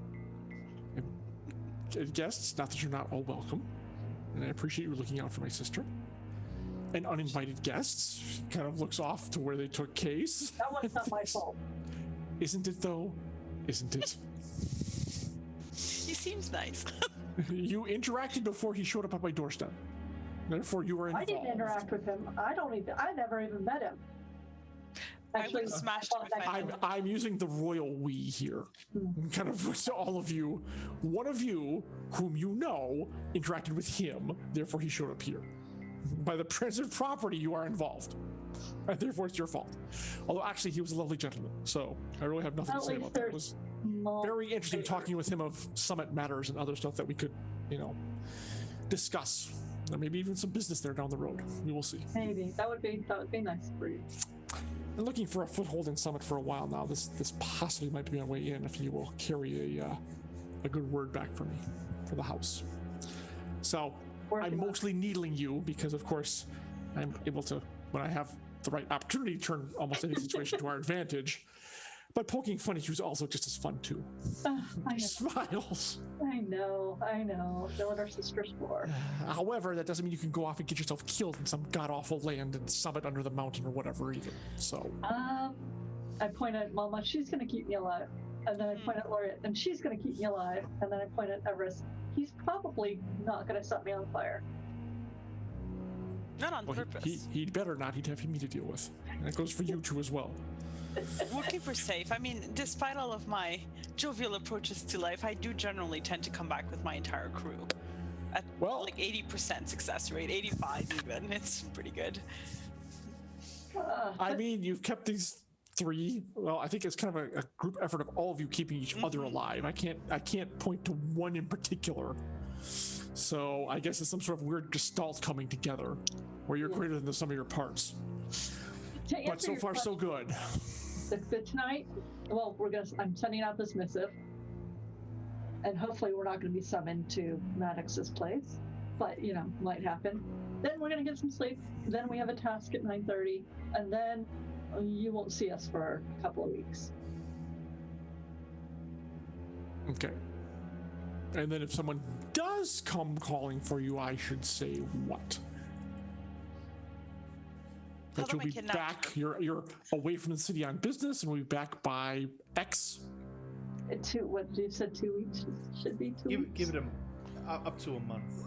Up to a Consider month. you're going to That's want to probably go the to best Summit way to and word it. then go to the other place, Yidris. We may whatever not I call actually this. go to Guinness. We might just Guinness. go to Summit, do the Depends stuff in what we- Summit.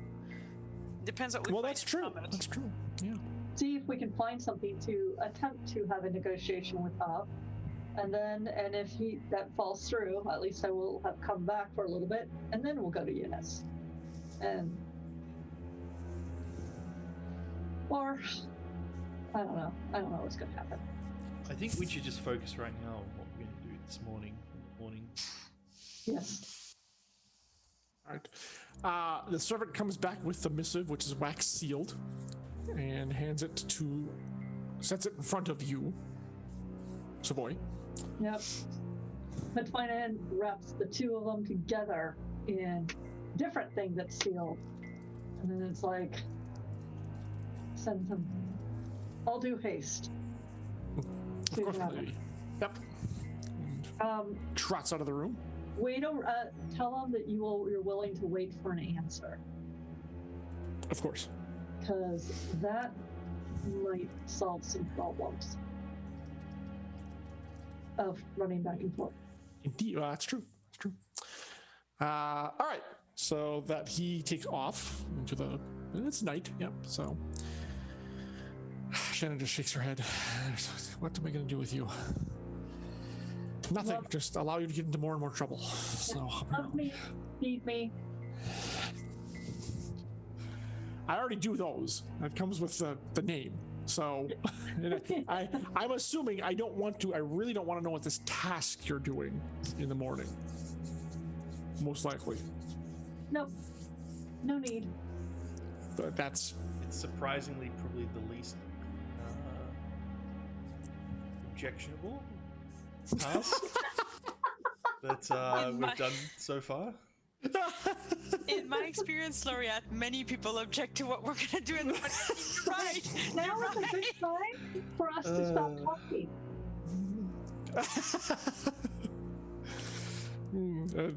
Everest pipes up from his side. Agreed. Although perhaps some planning might be in order. Oh yeah. Let's retire to my salon. If you don't mind, Shannon. No.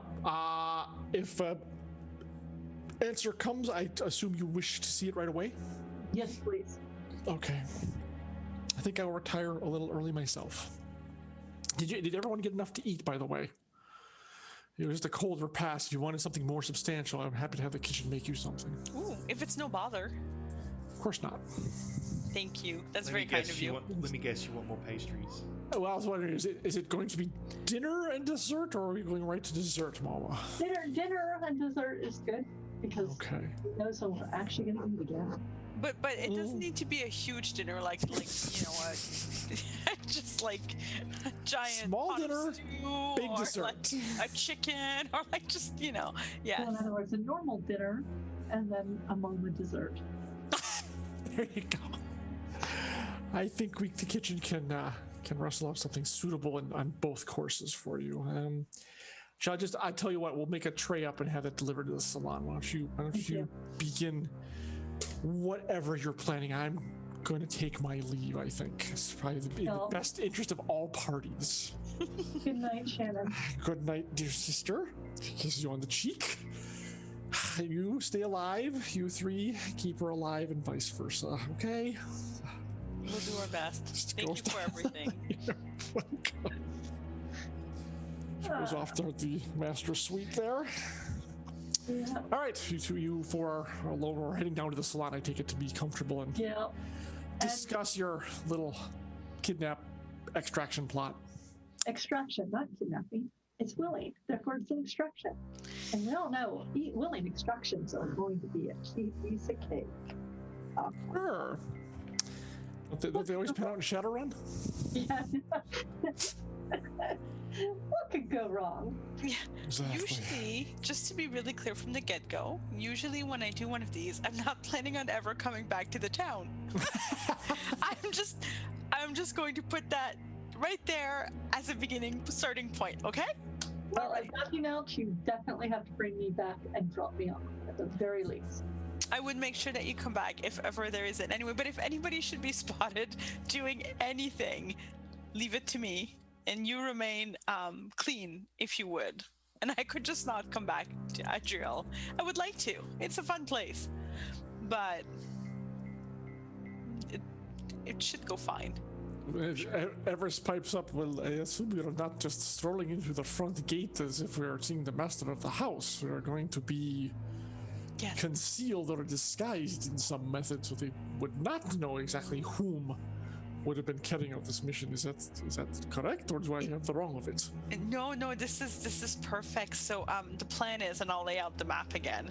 So on this side we have the garden, which has a little bit of shrubbery on this corner. I kind of detail what you detail, and then there's like a higher wall, but can be climbed easily enough.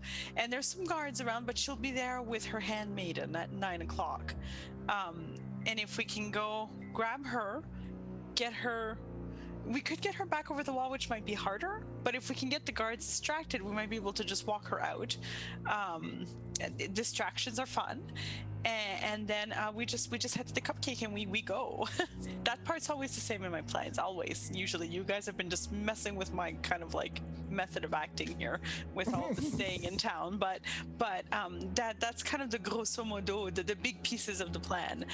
But perhaps we could ponder it a little bit more and make it a little bit more success oriented.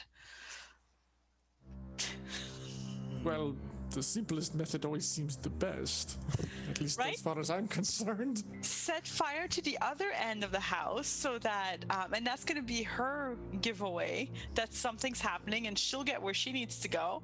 And then while the guards are heading there, because things are on fire, we get her out because there's a distraction. I love a distraction. Everest says, well, that is a perfect idea, not only because I light something on fire, but it also is a very good distraction, Mama. We've put some thought into this. I just practice. I'll be honest. There's been a lot of failures. I mean, some of them were spectacular, but I have high hopes about the morning. I'm trying to think, is any abilities that you can do to help? Can you help? I'm worried about getting the lady over the wall if she needs to go over the wall as opposed to through the gate, because they might shutter the gates. I mean, like, my rustling entanglement doesn't exactly pull people, it kind of keeps them in place. I can...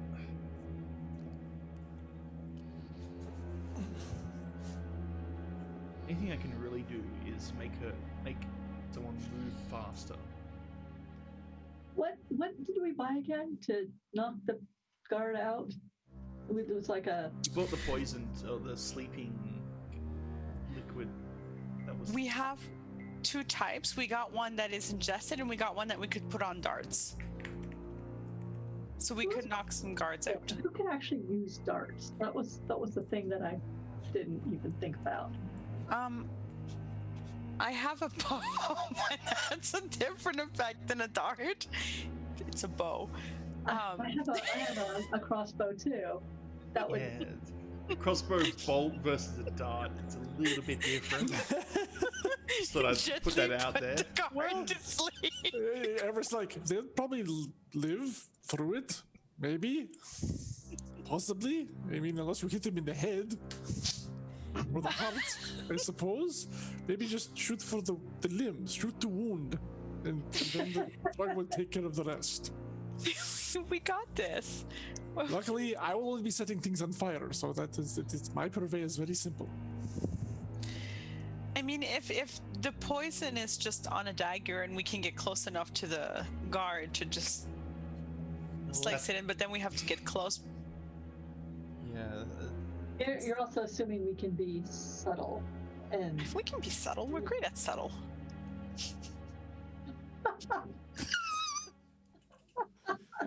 Well, Couldn't even keep that one straight face. let me remind you, setting things on fire is not exactly subtle.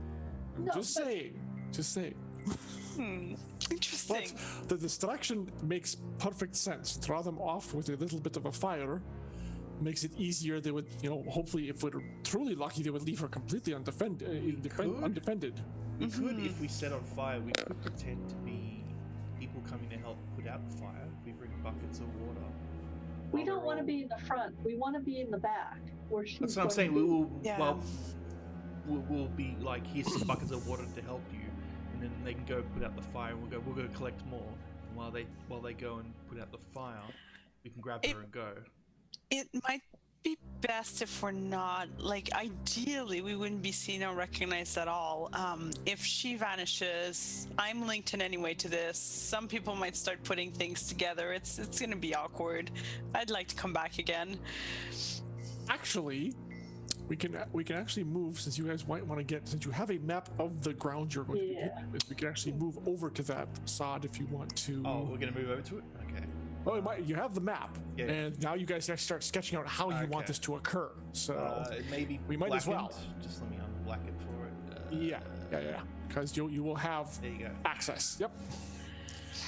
So this is what you're looking at. Now you can actually start, not just talking about it in vague terms, but be more, hey, if you put you here, and he sets off this here, and blah, blah, blah.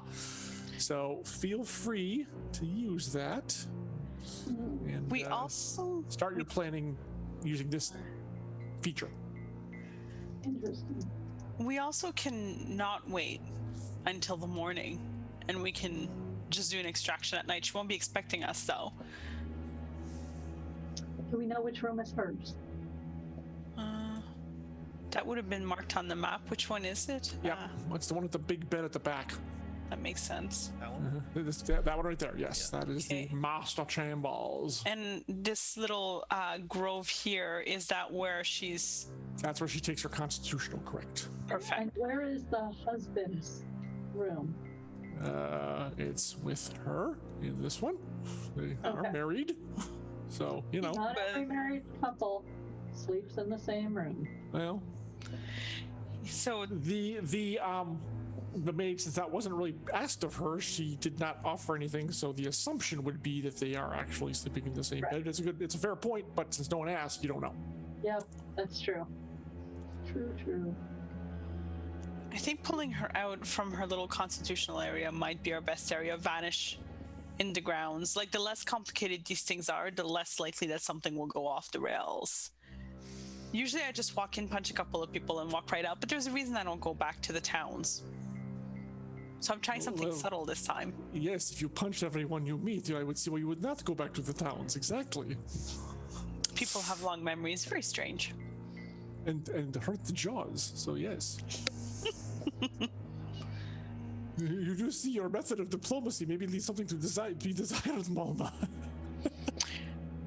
Well, I mean, the targets need to get out, and these people are not nice people. So I guess I could have talked to them. Well, I don't fault your methods. I'm just saying you're saying, well, I never return back to the town. I can see why people would not want you to return back to the town. That is all. That is the only comment I am making.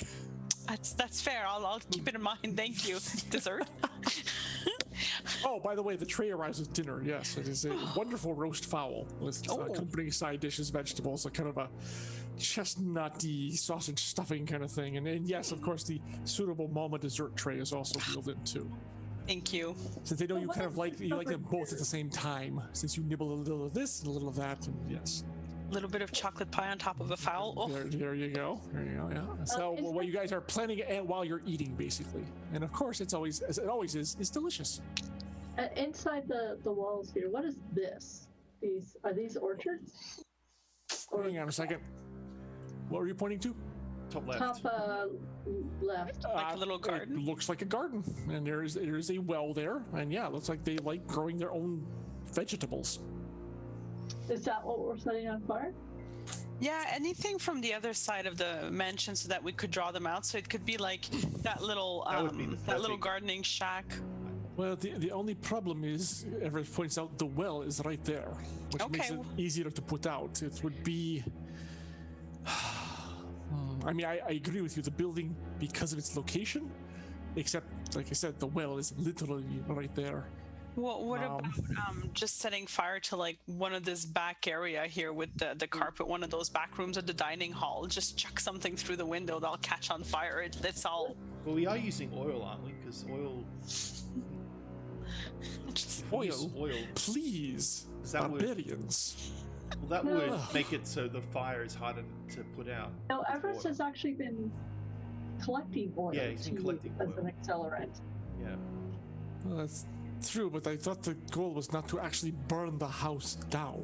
That's why I was okay. thinking about burning down the gardens. They can Yes, that is kind of what I'm thinking. Perhaps right around like this somehow. This entryway door leading to the fence work there, but there's still stone walls. But it's enough to right here. Close enough. Where? Well, no, that's not what I was. Again, I'm trying to be as far from the well reasonably. That is too close. They'll be able to put it out much more easily. But here, this part, are you seeing that? Okay. Door. Yeah, that could work. Can you set it Because then they have to. Yeah, that I can do actually. Probably. Let's see. from far? Because we don't want to be spotted, ideally. 1, 2, 3. Oh, it is just within range as long as I am right here and not spotted. Okay. But I will need to be able to see it, so I will have to have a means of getting above the wall myself. That may be problematic, since someone who is not a guard on the wall would probably attract a modicum of attention. I'm trying to think, is the wall high enough to boost someone up, or do we have to fully climb it? Is it a 20-foot wall or something? Oh. She'd mentioned that. I got those. It is. It was. I don't know if this is correct or it was 6 to 8 feet depending on the section of it, but that sounds a bit short. It does sound a bit short. Figure she said 8 feet. We'll call it 8 and call it good. An 8 feet stone wall is actually pretty up there.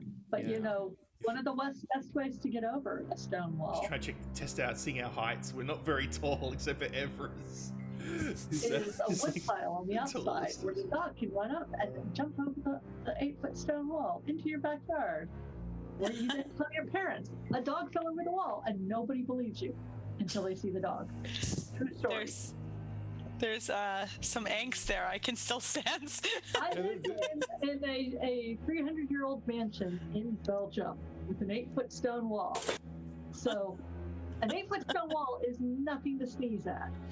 However, people tend to lean things up against walls that you can then climb. People outside your walls. Neat. I mean, we can do that, but if the windows here are a bit lower, like in the dining room, we can just chuck something in there too. We don't need to be nice. I mean, if their house burns out, their house burns down. People will have the time to get out. He can rebuild. Maybe he can like learn a thing or two about being a decent person. Maybe he'll burn and die. That's fine. Okay. But usually my sentiments, it's very interesting to see Mama saying this. However, given the type of person that you have described that he is, I certainly don't disagree with your sentiment that should that happen, it would not be a great loss, as long as this does not spread to other houses in the vicinity. Yeah. But it looks like that this person is wealthy enough that they have enough grounds where they're not like abutting another house. So it seems like this would not be that much of an issue. And the Yes, kitchen window actually is that is actually not a bad idea. I'm assuming he points to the kitchen here. That would be actually easy to even just blow inward, and there you go. As long as none of the staff is there. If the staff is there, you go for the dining room, because we don't want to hurt any of them. And the kitchen window make it look like the kitchen fire would have, like, just an accident. Well, at 9:30, most likely there will be staff in there making, preparing the afternoon meal or even perhaps breakfast. So that may be a problem. At the time, It might be we want to move to the dining room instead. Yeah, the If she dining is- room. Well, if we can cause one in there and then cause was one in the kitchen. Maybe that'll.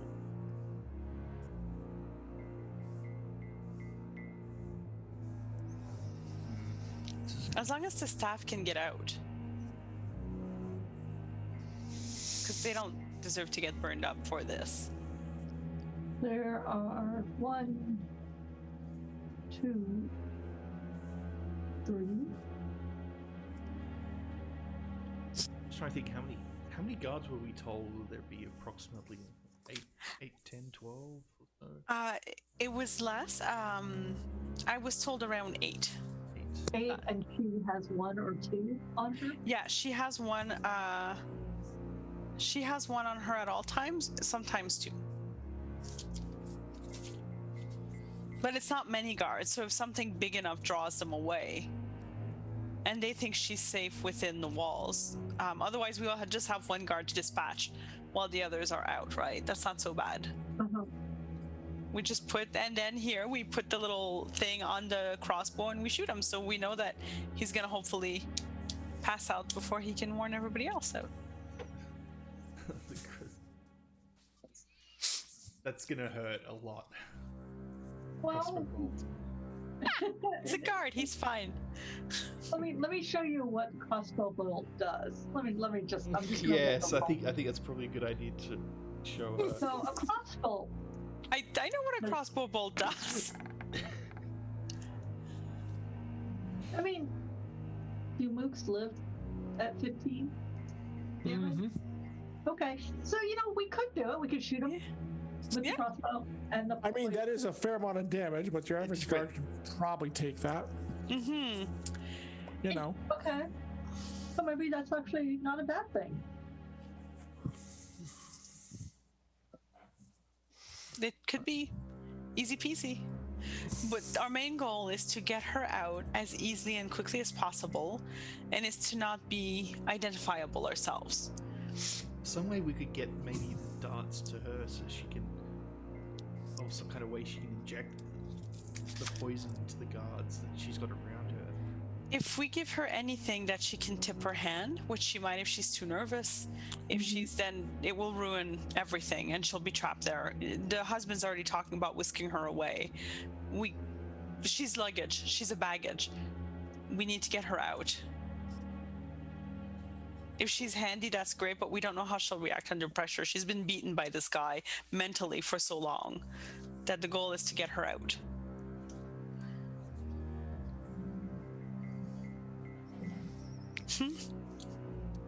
This is going to be a hard job. No. Still think, This is not. I still think if we make a big enough fire up here that they're forced to bring all the guards there to take it out. Mm-hmm.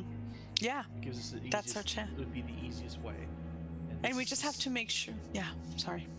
And if the fire here, they'll be able to contain the fire here because they've got water nearby, and it shouldn't spread too badly because it's all stone walls here. They only affect really the door. Just needs to be a big enough fire that they're forced to use all their men to help. If there's one, Yeah. maybe there's one that stays with the target, and we can sneakily knock him out with dart. Just trying to think, is there any way? Don't really have any way of improving accuracy. Oh, I wanted to check. It'd have to go to you, Malma. I mean, I'm pretty accurate with my attacks. Just I don't have anything to kind of improve. Oh wait, I actually do.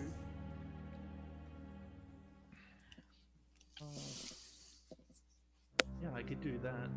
An ability that makes it primal precision. Target gains an advantage on their first check each round. Ooh. Nice. Yeah, so I can make it easy for someone to hit a dart on the target. Perfect. We take out the one guard. Let's say they leave with her. Make sure that they can't drag her back into the house. If it's on fire, they're not going to.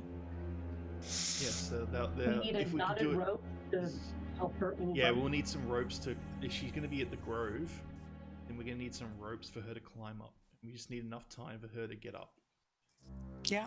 And I can combine that with another ability to make her move faster. So we can do this. We can 100% do this. Should we split into 2 teams then? I think that's best. The handmaiden's expecting me, so I could go and help with the extraction. Savoy always loves teaming up with Everest. If she wants to keep him out of trouble, or we can work it some other way. Savoy, you could go with Laureate too. Wait, we're not splitting up it 3 ways. I think we keep it to 2 groups. One deals with the fire and try to keep them distracted as much as possible. And the others extract. Yeah, So 2 groups.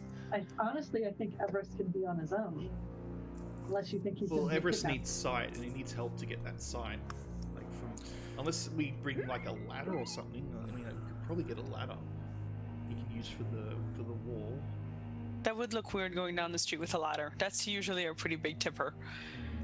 It gets attention. Well, if we go out tonight quickly and set it up while there's still darkness, it would be less suspicious. But we'd have to make sure that we kind of mask ourselves. It depends. Yeah. I mean, it might just be easier to just chuck something in the window, though. I mean, well, could we put it on the carriage, on Savoy's carriage or something? Make it look like we're. It has all kinds of symbols of my house. Yeah, we shouldn't bring the carriage. Well, we're not. Not a good idea. That's not saying we go by accident and drop it near the wall by accident, like it falls off. Your chance. But we have the windows. I think we're adding a layer of complication. Yeah, let's make it simple. Mm-hmm. Okay. Everest works through a window. If he has to throw one, throw the oil, so be it.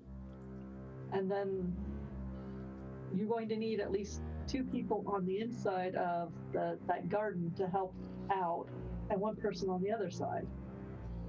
Because the question is, how are we getting from the estate to your ship? And doing it in a way that Our Lady and her handmaid are not noticed. That's right. It's 2. We're taking 2 people and handmaids as well. Well, they'll be in a group. I mean, we can have cloaks or whatever wonderful things to cover ourselves. But if we have an unmarked carriage, that could be interesting. Not your carriage. Not to mention useful. Yes, I think we would need some sort of transport to make this work. Yeah, The question becomes, do we have an unmarked carriage? As far as I know, we don't. Do we? Those are available for hire, and actually, yes, you do have one. There's times when anonymity has come in handy. So yeah, you just don't use it very much because you don't have any need to. But this would be the perfect scenario for that. Of course, you have an unmarked one that's just more plain. Okay, we could do the plain one. I have enough to sustain the ability to make it easier to throw the dart and give both of the target and the handmaiden speed, so that they can move faster, so they can climb quicker. I think we need to climb over the wall with a rope. It all comes down to if someone can hit the target with the dart. So I could probably throw a dart pretty well. I throw daggers. I think it's like one of my little things I do. Yeah. Hmm? Can I test a dart? If you don't mind. Do you have darts? I thought we did. I thought that's what you bought. Poison darts. We bought the poison. Oh Yeah, you don't have the darts yet. You bought the poison in the red market. Yeah, just put it on the dagger. You know who I need to go talk to who's going to love this to death? Who? Captain Torrent. The family house guard captain. Oh God, yes. Well, that's true. You could probably, yeah, that's a conversation you should probably have. Indeed. Well, if we can acquire some darts, that'd make it easier. Because he could have the darts. He could help. Like, I could trust him to drive the cart and to know how to dress incognito. Oh, he's gonna love this. Well, he doesn't really have to participate. We just need to get them to the cart. We can go in the cart. We can ride. He does need to participate because once we get to the ship, we're not leaving. Somebody has to get the cart back at home. Oh, that's true. Yeah, we do need someone. There we go. So if he's trusted, and he can stay with the cart and just guard and be ready to get out with when we come, and then drive ride casual. Should we be able to persuade him to help us? I don't know. I'm gonna find out. I probably can. We can trust him not to tip our hand, though, eh? He is loyal to the Veneer family. I think both of you should go and try and persuade him then. I'll do some practice throwing with my daggers just to warm up. You got this. This is going to be interesting. Worst comes to worst, I'll shoot him with my crossbow. I mean, It's filled up dagger, blade, dart, and crossbow. Yeah, if all else fails, I have to throw a dagger with it on at the target. That's not going to be pretty, but... if we're lucky, there'll be even no guard to take out. We just have to be ready in case there's a guard. That's all. Indeed. When have you known us to be lucky? Lots of times. We're still alive. So there is one good thing. There is one good thing. My dagger throwing is a fast action. So I can throw a dart and then quickly throw a dagger if there's like 2 guards. Okay. That gives me enough to kind of... Well, that is true. That is true. Enough to do other stuff as well if needed with the fast action left, mechanically. All right, so Savoy and Savoy and Mom are going to see the captain of the guard? Actually, I think I'm just gonna start with me. Okay. Because he can be a bit more honest with just me, and he has to be less. That's true. With Mama in front. I'm good. I think we have a good plan. Let's see if I can get him to help, and if I can't, well then I'll figure out something else. Perfect.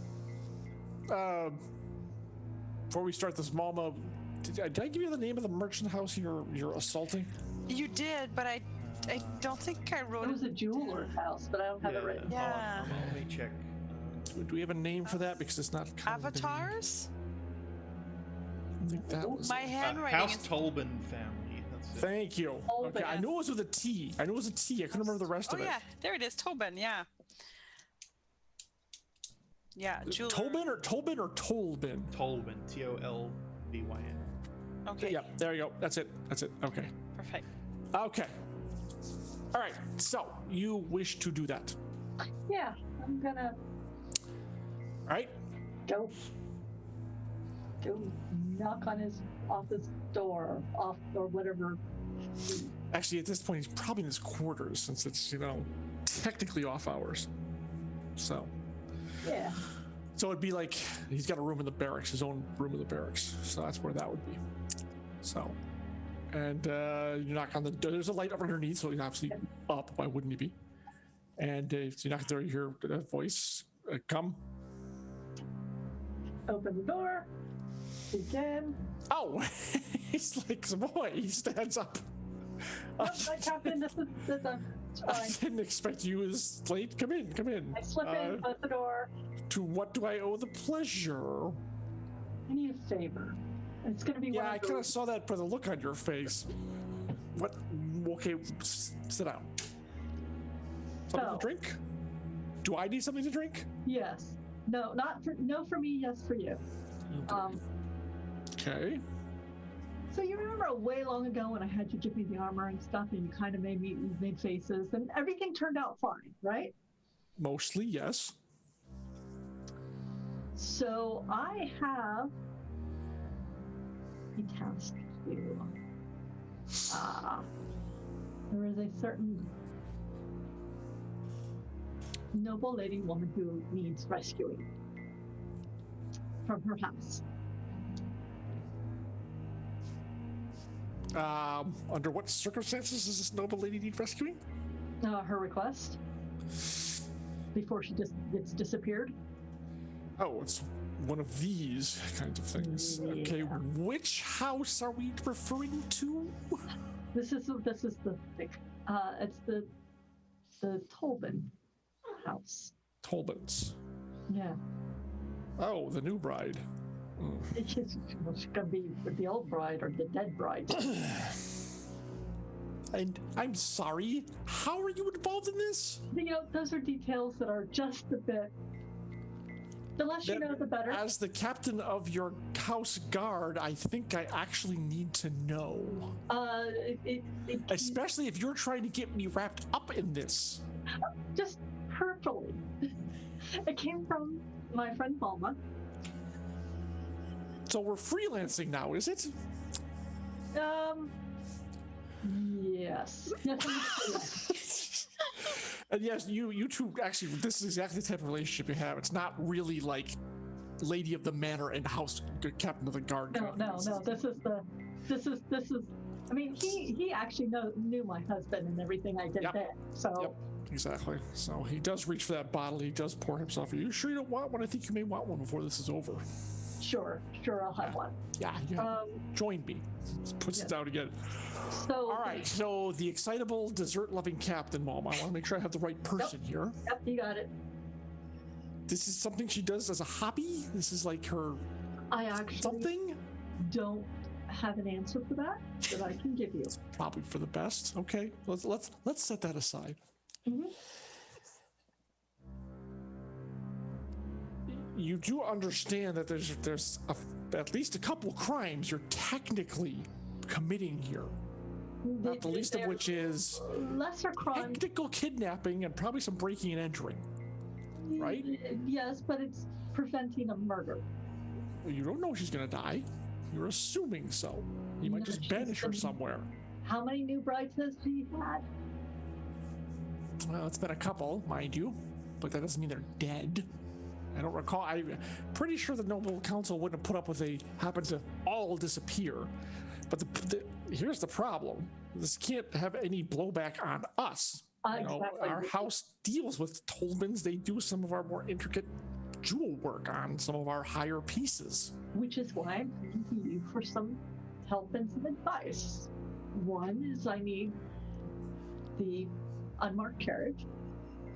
Two, That's fine. It's unmarked for a reason. Somebody who I can trust to drive it, because once we leave the estate, we're going to a ship and disembarking and not coming back. And I need some. Ever? Oh, a couple weeks. Oh, okay. Don't scare me like that. I don't want to have to explain to your sister what's going on. No. She knows most of my itinerary for the next month. Okay. But I need somebody to drive it to the ship and then to casually take the long route home. I'm sorry, you just were looking at me while you said that. Are you asking me to drive the unmarked carriage to a noble house we do business with while you possibly break in and kidnap the wife, then drive you to the airship where you're going to flee the city from? Is that what you're asking me to do? Wife and handmaiden. Sorry, I forgot. I don't think you mentioned the handmaiden previously. But yes, because I trust you, and if you can't do it, you could give me someone I could trust. Well, of course I can't do it. Tempting as though that does sound fun. He's always been kind of a jackass. And we all have to basically be wearing stuff that are not. Well, yeah. Okay. That are well dressed down. Well, I have someone who is actually a better Dre person than I am. Mm-hmm. So, and I trust them implicitly. They've been with their guard for several years. Okay, wait. I give you a lot of leeway, Savoy, you know that. Mm-hmm. This one you have to clear with your sister. I cannot write this off on your say-so alone. Get her permission? The carriage? or The whole thing. If there's any hint of this, if he is unmasked, if heaven forbid you are caught, the repercussions between our houses would be immense. I won't say anything if you go do this on yourself, but I cannot commit Veneer house resources unless your sister has given the go-ahead. I'm sorry, but on this, that is inviolate. Well, that is an answer. You know, I almost treat you like my own daughter. However, there are certain lines I cannot cross, and I cannot put this house in jeopardy. I think you know that. All right, I'll go. I don't suppose there's any chance I could talk you out of this harebrained mission. This is not really something a lady of your comportment should really be gallivanting around doing. I'm just saying. At this point, I mean, I don't plan to make a habit of this. This is a one-off. Really, Hacksaw Bridge Destroyer? Hey, I didn't do that. That was Grinder. He's the one who threw the bombs. I'm sure that's exactly what happened. The fact is, you were in the area.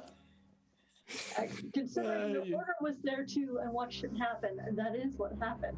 That is also true. Yeah, look, if you just get your sister to buy in on this, then I'll, give you whatever resources you require. But until then, my hands are tied. Okay, well, just be aware that we're going to do this tomorrow morning. And then I can have you. The least I can do is I can give you the unmarked carriage because it's unmarked for a reason. Yes, but the lady wants to take the unmarked carriage out for a spin. Who am I to stop you? It's true. All right. I'll have my limits. Talk to, since it's not you, I'll talk to my sister and then. I'm sorry, my lady. I happen to like my job very much. I know. Just thought. Oh, of the people, you were the one I can trust. Well, you can for me to keep my mouth shut about it, if circumstances were to change. Although I think you and me both knowing your sister, I don't think that's going to happen.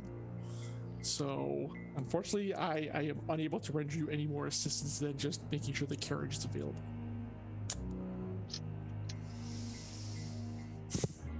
Okay. All right. It will be when do you need it? Tomorrow morning, let's say it should be ready by 8 because I don't exactly know what it will be ready and waiting for you. Harnessed, horses harnessed and ready. All right. Good luck. Thank you. And don't get killed.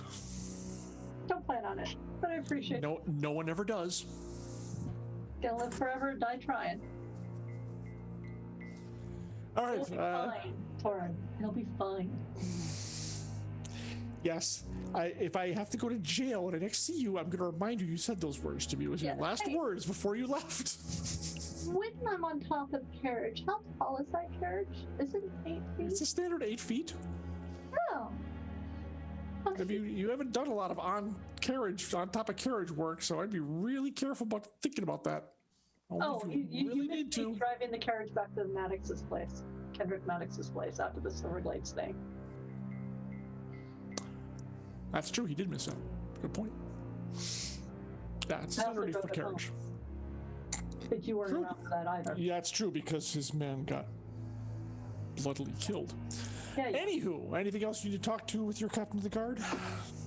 No, but I would appreciate if you some extra some cloaks that are not nondescript. Yes, that's the word, nondescript. Of course. Some of our training cloaks should be suitable for what you need. Thank you. Any particular lengths? Some people are taller than others. You said cloaks plural. I assume it's not just for you. Let's call it 6 cloaks. I think 4 of me and my guests, and then 2 young women. Probably about your height and carriage, I presume? I'm going to guess yes. All right. Well, I mean, if they show their feet, it's not really going to matter unless they have really ornate shoes. Also, probably should cover your face. Cover our faces with stuff. Yes, got it. About. Okay. The cloaks will be in the carriage when you're ready. Okay, thank you. Anything else? No. Now I just have to decide if I'm actually going to talk to my sister or not. All right. If I could be of other assistance, of course you know where I am. Getting too old for this shit. No, you're not. You love it. All right. So you're heading back over across the square, and as you do, your messenger servant person comes panting up to you. Reply from Max. Oh, thank Lady. Ooh. Thank you. I will You're welcome. and read it. Mr. Maddox would welcome the chance to meet with Riftkeeper Ascendant Case at his earliest convenience, escorted by Lady Veneer and party. Fuck. Well, we're not getting to sleep tonight. All right. Much. Oh, I can get Maddox to let me borrow a carriage driver.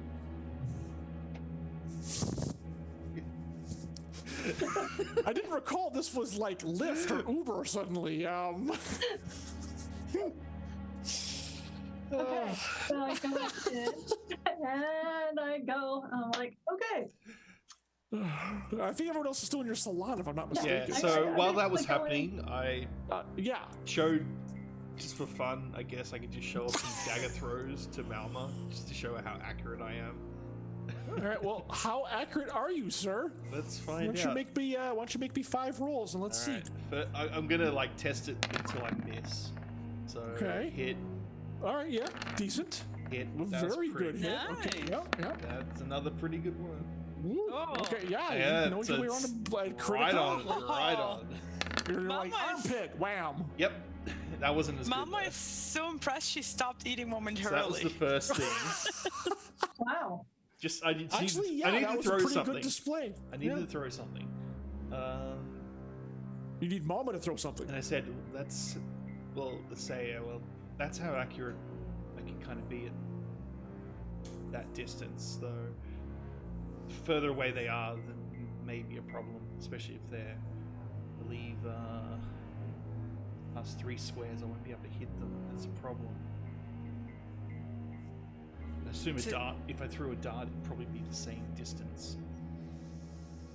You know what? I think you're gonna do great. You said you had that magic that can make you more accurate too? Yes. You didn't even use that, and look at how well you just did. Yeah. It's the distance thing is the only problem. Well, you'll be like, what, 25 feet maybe? Is that Well, 15, hovering 15 over a wall? feet, maybe. I can get to 20 feet.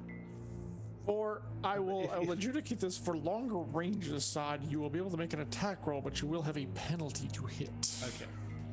Because it's technically outside the optimum range of your blade. But you can still do it. I'll let you do it. But there will be a fairly significant penalty. Just letting you know. So it is an option. Let me go in first in that case so that we can get closer, and I will talk to him to help, and then you come on and you just throw your knife while he's distracted. Sounds good. It's probably a terrible I'll idea, try. but let's see if we We'll- have we'll no have to choice. yes, we'll have to see. Wait and see, I guess. Elvis just Got kind of your shakes back. his head in the corner. Yeah, after I do that, I just think, while that's happening, we should probably be writing a report to the military order about what happened. Well, you're good at reports. Yes, I'll let you handle that. I'll do that. And so the rest of the time, I'm pretty much just quietly writing the report up to give to not Raya. What's his name again? I always forget. Bannock. Bannock. Vice Admiral Bannock. Bannock. Yep. Yep. Okay, so that's kind of what you guys were doing while she's having the conversation and getting shot down by the captain of the guard. So, Yeah, well, he's gonna what get are the you carriage doing? anyway. Yep. Yeah, you got the carriage, so it's not wholly unsuccessful. So, are you heading back to the party? Yep. Okay. First in the door, I'm like, okay, change of plans. Oh, You gotta go see Maddox right now. You'll probably see me accidentally have thrown stuff into the wall. At least daggers into the wall. Yeah, so like 5 dagger blades, which actually look like, head, chest, arm, hand, leg kind of thing on a body. At the daggers. Good throws, right? I'm gonna ask about that later. Come on, let's go. And we have to go pick up the Case, the Riftkeeper Ascendant? The Riftkeeper Ascendant. I was gonna call him the Adjudicator because I've got John Wick on my mind. Okay, we gotta go. He would like to meet him at his earliest convenience. And since we are very busy tomorrow, we're going right now. Okay. That sounds fun. Again, a meeting? Do you need me? Can I just... With company. Please be the last meeting for tonight. If we're going to be doing this, I want to be focused and not exhausted. Okay. So you collect Case, I presume, right? Letting him know that it's on. Well, he's just as interested. He is you kind of get the impression he was going to sneak his church, kind of waiting for the knock on the door. So he's like, excellent. All right, and he's like, I'm ready to go. And I guess while we're heading there, I've got I'd probably request some kind of clipboard so I can keep writing our report because it's going to be a long report. It's just the travel desk. Which could actually give you a very nice lap desk to use. In the carriage. Got ink and sand and pen and the whole thing all attached so it doesn't fall over. So you're like, this is amazing. It's awesome. I pretty much fantastic. Remember the design so I can make my own. So I'll need one like that, I think, in the future. Okay. All right. And I do not talk about anything else because there is a stranger here. So, his teleportation stuff would be really handy right about now. Well, I was thinking about that for tomorrow, quid pro quo, a little bit of a... He can give us a little hand. Actually, and then that's why I was asking about how his spell worked, to be honest. I mean, battle, sure, but that's so far away. It could be really convenient. Right? He just grabs, bamps out. We still set fire to stuff because that part is solid. The problem is... I'm glad that my portion of the plan is still on target. Got your back. The portal is way known as people from Summit. And that actually start a war. Oh, you're always good at pinpointing the things that we shouldn't do. Well done. Yeah, the ability is something that's very unique to Summit. And so if they see that ability in action, then they'll be able to easily connect it to Summit. Especially since it happened today in the Red Market. Mm-hmm. By the way, I assume you guys are having this conversation before you get into the carriage and not right in front of him. Yeah. Okay. Just checking. All right. Kind of important. Yep. Okay. All right. Otherwise, then, yes, the carriage ride passes in relative silence. So, yes. Well, I'm going to ask him a question, actually. Sure. Quickly. So I kind of look at him and just say, as a Keeper Ascendant, yes? Correct. I have a personal question. You can ask. I cannot guarantee I will answer. It's fine. Do you know any reason why the Rift Mages are interested in the Silverglades?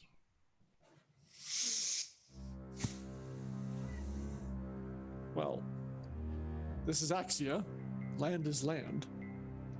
I know... let's see. Make me an insight roll at +4, Sod. Nope. Oh. Okay. He says, I know of no reason other than, land holdings, of course, are very valuable. Any unclaimed or land that's not being utilized properly should, and this is more of a personal opinion, so don't take it as I speak for all the Rift Keepers, but, should be utilized by someone or a group that is going to make it functional, I guess is the right term. I understand that your city has had some difficulties kind of making it into what you wanted it to be.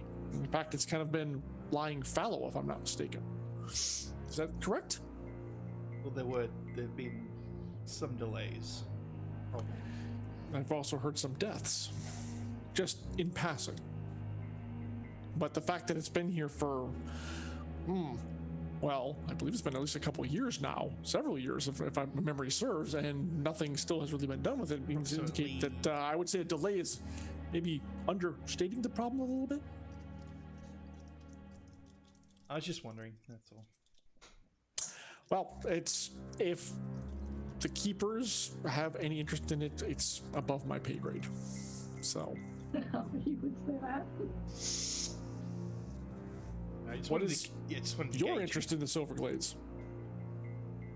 As I said, it's personal. Let's just say you said deaths. Personal. I think you get the gist. Ah, I see. Well, if I guess my condolences on your loss then. So, for what I understand, the Silverglades is an unforgiving land. I have no desire really to go there, and I've seen much in my travels, but certain places I think are off limits for a reason, as if the very land itself is telling you, do not enter. But I'm just a layperson. You have no idea. Did you say that aloud? Mm-hmm. Okay. He kind of gives you a glance, but doesn't follow up. But he gives you a glance and kind of a slow nod of acknowledgement, as if, yeah, like, do you see? This one gets it. Yeah.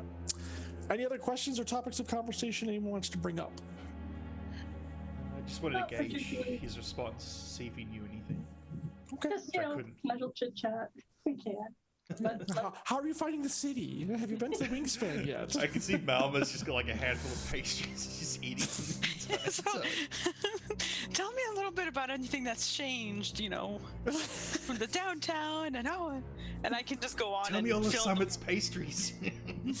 Maybe I'll go. It's been a while since I've been at Summit. But maybe I'll regale him with the story of my last time in Summit, and it's just like there was fire and chaos and confusion, and it was great. The people are so friendly. He's like, are you sure you weren't at the Festival of Sparks? That sounds like a lot of things what happens during the festival. And Mama, you know what the Festival of Sparks is. It's an Inventors Festival that happens yearly. It's the biggest event on Summit. It's about to happen again. We're coming up on it. Yep, that's correct. That's true. It was then, so it must be about a year ago that I went. Yeah. There you go. Yeah. So it was great. Somehow he kind of looks at you as you're telling him this story involving like a donkey and carts and someone's overturned stall, and you're like, somehow I have a feeling you'd fit in very well there. Oh, it's so much fun. Just saying. Yeah. Well, the festival is a good time. Make no mistake, for sure, and it's still going strong, and one of the most popular events on the entire mountain. So yeah, you should absolutely stop by if you get the chance. We will. It's gonna be great. You're gonna love this. It's just. Oh, you're planning fun. to go there soon? To Summit? Yeah. I mean, you said you will, so it sounds like you already have travel plans in. Yeah, we're probably gonna be heading to Summit. Well, good. Perhaps our paths may cross again. Head to Summit. Well, that is true. I do miss my homeland. I mean, there's nothing against Adriel. It's a lovely city, but it doesn't compare to the mountain. There's a simple joy about coming home. Indeed. Just call the Azure your home, and you'll always have a home, no matter where you are. That is spoken like a true airship captain. For those of us who've lived on land, there's always there's a joy to go and travel. And then there's that simple joy when you recognize where you are and how far you are from home, that it just blossoms in your heart, and you know you're home again. And everything is things that you know and you're familiar with. There is a simple joy in that. I find that joy in my airship, so I get that. And we all come from somewhere. But I call the Cupcake my home now, and I can't wait until we get going again. I'm actually quite interested in traveling on the Cupcake. It'll be fun. Ah, indeed. So you do have your own ship. He kind of nods respectfully to you at that. That is a challenging business, I would think, to keep, ship and crew together and find enough cargo to keep everyone satisfied.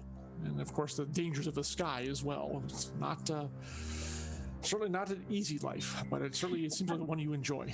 Oh, it is. It's not for faint of heart, but you have the right crew, the right ship, the right missions, the right cargo, the right amount of money and thievery and whatever you need. It's just a beautiful time. There's just the air and the azure, and I miss it. I won't lie. Since you are a woman of unsuspected depth, Captain Malma. I hear that all the time. It's just very deep. Indeed. I shall keep that in mind. If I am here in Adro for the foreseeable future, alas, but certainly, take my good tidings with you when you head back to my homeland. Certainly, if there's anything you'd like us to bring back or anything that you'd like us to give to someone there, please, you can ask. I can't guarantee it unless there's, a certain fee attached, but you can certainly ask. That is true. I will take that under advisement. When are you leaving? Tomorrow. Yeah. Tomorrow early morning? Mid-morning? Probably. It's nice to take off earlier in the mornings so that the wind. The sooner you start, yeah, exactly. The more travel time you can get. If I may have some messages, if you don't mind, of course, you would be compensated. I do not expect you to carry them for free. If I do, I assume I could just leave them with a servant for you in the morning. Is that acceptable? If it's acceptable to Lady Savoy, it's accessible to me. It works for me. Either that or with your second on the cupcake. I suppose I could have it delivered there. I feel safer with it in the captain's hands, so I'm sure your mate is perfectly competent, but since we're here, it just makes more sense to give them to her, I think.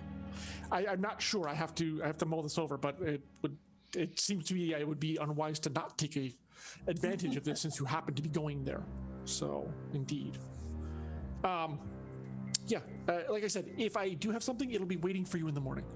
In the morning. And all right. Thank you for the offer. What is a suitable fee for this? As a private airship captain, I'm a little at a loss for terms. Considering, I don't know if you're willing or to even consider this. I am perhaps not the best with money, but if we come back here and we are about to head into a battle together, which it sounds like it might be something that you're interested in, I would appreciate if you would consider it a favor owed.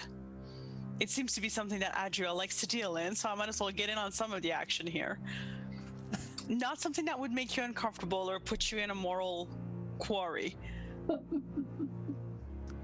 How moral are you?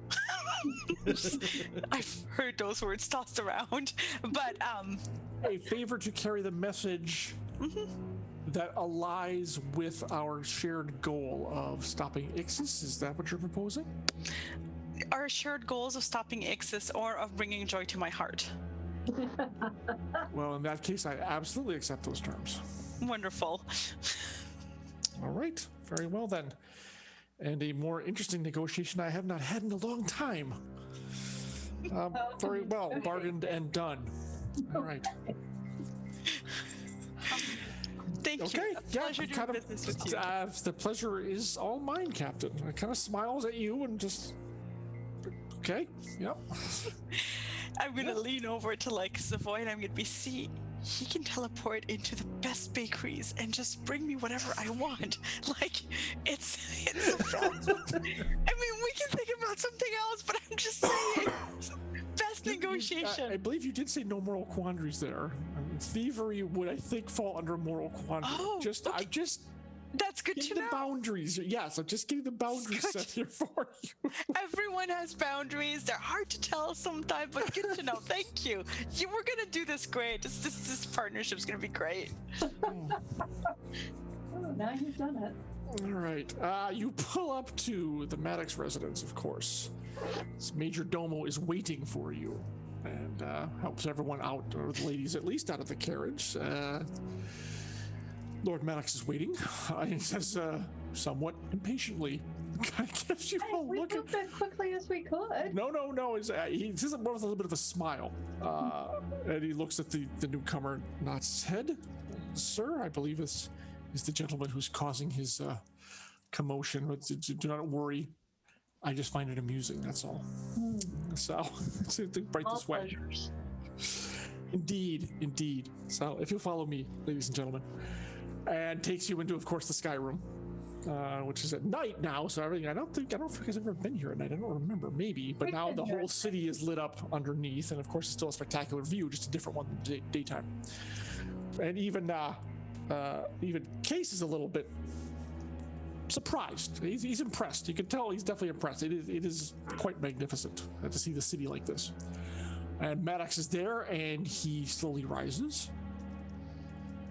Well, this is what I hope to be is an unexpected pleasure. I will introduce the two to each other. Okay. And Case, not respectfully, as Lord Maddox, your reputation precedes you in Summit. And I thank you for this audience on such short notice. And Maddox says, the honor is mine, sir. Please sit, be refreshed, something to drink perhaps, something to eat. The rest of you, of course, whatever you wish. And he just says, I'll take some water, please, if you don't mind. Anyone else putting in an order for anything? No. Gotta stay sharp. I'm gonna finish this report because we're leaving tomorrow. I don't have this done. Oh. If you have some food lying around, I'm a little bit hungry, but no worries. Otherwise, don't. It's all good. His corner of Maddox's mouth quirks in a bit of a smile, and he nods to the major domo and says, of course. Sit, make yourselves comfortable. I confess I really wanted to meet you for news of Summit, but I have a feeling that, you're here on a more specific mission. And I would like to, kind of glances at Savoy, within reason, offer whatever assistance I can, as I feel this could be mutually beneficial for both of our cities. And Case smiles and says, well, I mean, thank you for your forthrightness, and possibly. He also glances at the party. Are you aware of this Ixis situation? Kendrick nods and says, more than I'd like to be, but yes. And he takes a few minutes to fill in at least his part of what happened at the Red Market. And says, been chasing her, tracked her here, was trying to spring an ambush in the Red Market when I encountered this group who was there apparently on a separate but related mission. When the ballast arrived, I took the initiative to get out of there, and they escaped due to their own devices. But the fact is, we're both on the same mission. We both have the same goal in mind. I need to bring Ixis to justice for crimes against Summit. These people obviously have their own various reasons as to why, but also that Ixis is a threat to Adriel, which of course I assume you agree with, sir, if I may be so blunt. And he says, yes, especially now that we think she kind of looks at you guys, we think she's making a move on the Chasers. Do we have any news on that recently? Anyone? Everest would speak up, I'm sure. Yeah, it says, well, she's certainly making her move. She had a half a dozen of their street jacks with her as backup, so she at least has a local cell, I would guess, and probably is moving to solidify her power even more. He's like, he kind of the case like this is what we're dealing with. Maddox, remember, that's 2 for 2 now with the Blood Rages and her being there. So right, yes. And yeah, when he mentions the creature, the Blood Rager, he's like, yeah. So he says, as you can see, she's already creating her own power base. Well, I'm worried that she's going to turn the Chasers, all of them, into those and use that. That's if I had to make a rough guess of her ideas in sowing chaos, that would be the perfect thing to do. True. Make all but the Case speaks up and says, this ability or power, this is something new. She did not do this over at summit. Now, it is possible she may have gained it in the intervening time between here and there. I'm just saying she did not evince this ability over there. So I'm not saying that your people are wrong at all. This may be something new she's developed. Certainly it is a threat if she can do this to multiple people and then send them out to cause havoc as she wishes. That is... It makes a dangerous person even more dangerous, I suppose is the best way to say it. And increases my desire to see her brought to justice one way or the other. And Maddox is stroking his chin while listening to this and says, well, of course, agreed. We cannot have her destabilize the city like that. If we ascribe this power to her, and there's right now the hypothesis seems sound, you witnessed it, so who else would have that ability? I can only think of one person, and we're all talking about her right now. Then the question becomes, how do we run her down? How do we seek out where she is? And how do we apprehend, or failing that, how do we take her out? The million gold question. Yes, if only it were that it's easy to slap a large reward on that and see what would come calling, but I have a feeling that would bring almost even more trouble. I'd prefer to have this is Maddox talking, I'd prefer to have this done discreetly if possible. We don't need... I welcome the help. I don't consider you an outsider because we have a shared goal, and she has done things to your city that she's doing to ours. But we don't need other outsiders poking their nose in. There's also the agreement, remember, that if we can prove that she is part of the Chasers, then the council will officially take action. Well, short of you getting some sort of a painting with her in a skull face, I don't see how that's going to be feasible unless you have her commit some sort of crime with the Chasers in front of the council. Well, she did do that stuff in the middle of the Red Market this morning, and... Well, that's based on what we say. That's if they believe us. Keep in mind, the Merchants Council has a hands-off agreement with Red Market. They're going to probably say, well, that's Red Market's business, not ours. And also, as you know, there are certain people with arm's length agreements with the Chasers that have a vested interest in not seeing them run to ground, unless Ixis becomes such a thorn in the council side they have no choice. I agree with you, Laureate, if we could somehow find incontrovertible proof that she is leading them. That would be the best, because it would force them their hand, which I have to admit I would relish very much. But in the absence of that, on that route we are stuck. I think it is more advantageous to us to try and figure out a way to find her and figure out a way to capture or terminate her ourselves. I seriously doubt anyone here has much of a problem with that. Case raises his hand. I would prefer only to take her alive if possible, simply because she has something we want. Everest kind of mutters something out of his breath that might have been something that they want too, but not sure if you heard it or not. Neither. I'm just gonna glare at him. Yeah, we're all staring at him. There is still, this is ignorance is bliss. The boy points out. But one of the reasons I wanted to introduce the two of you is because the four of us are not going to be around for a few weeks. And we cannot immediately assist.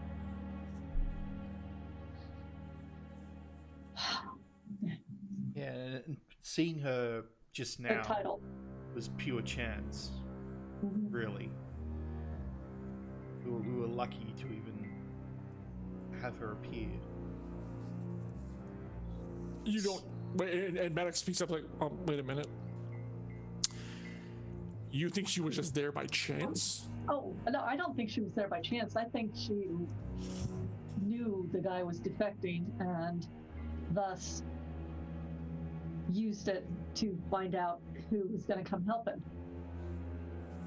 Right. Yeah, I think your idea is correct that it was a trap. I agree. I mean, he may not have believed it was a trap.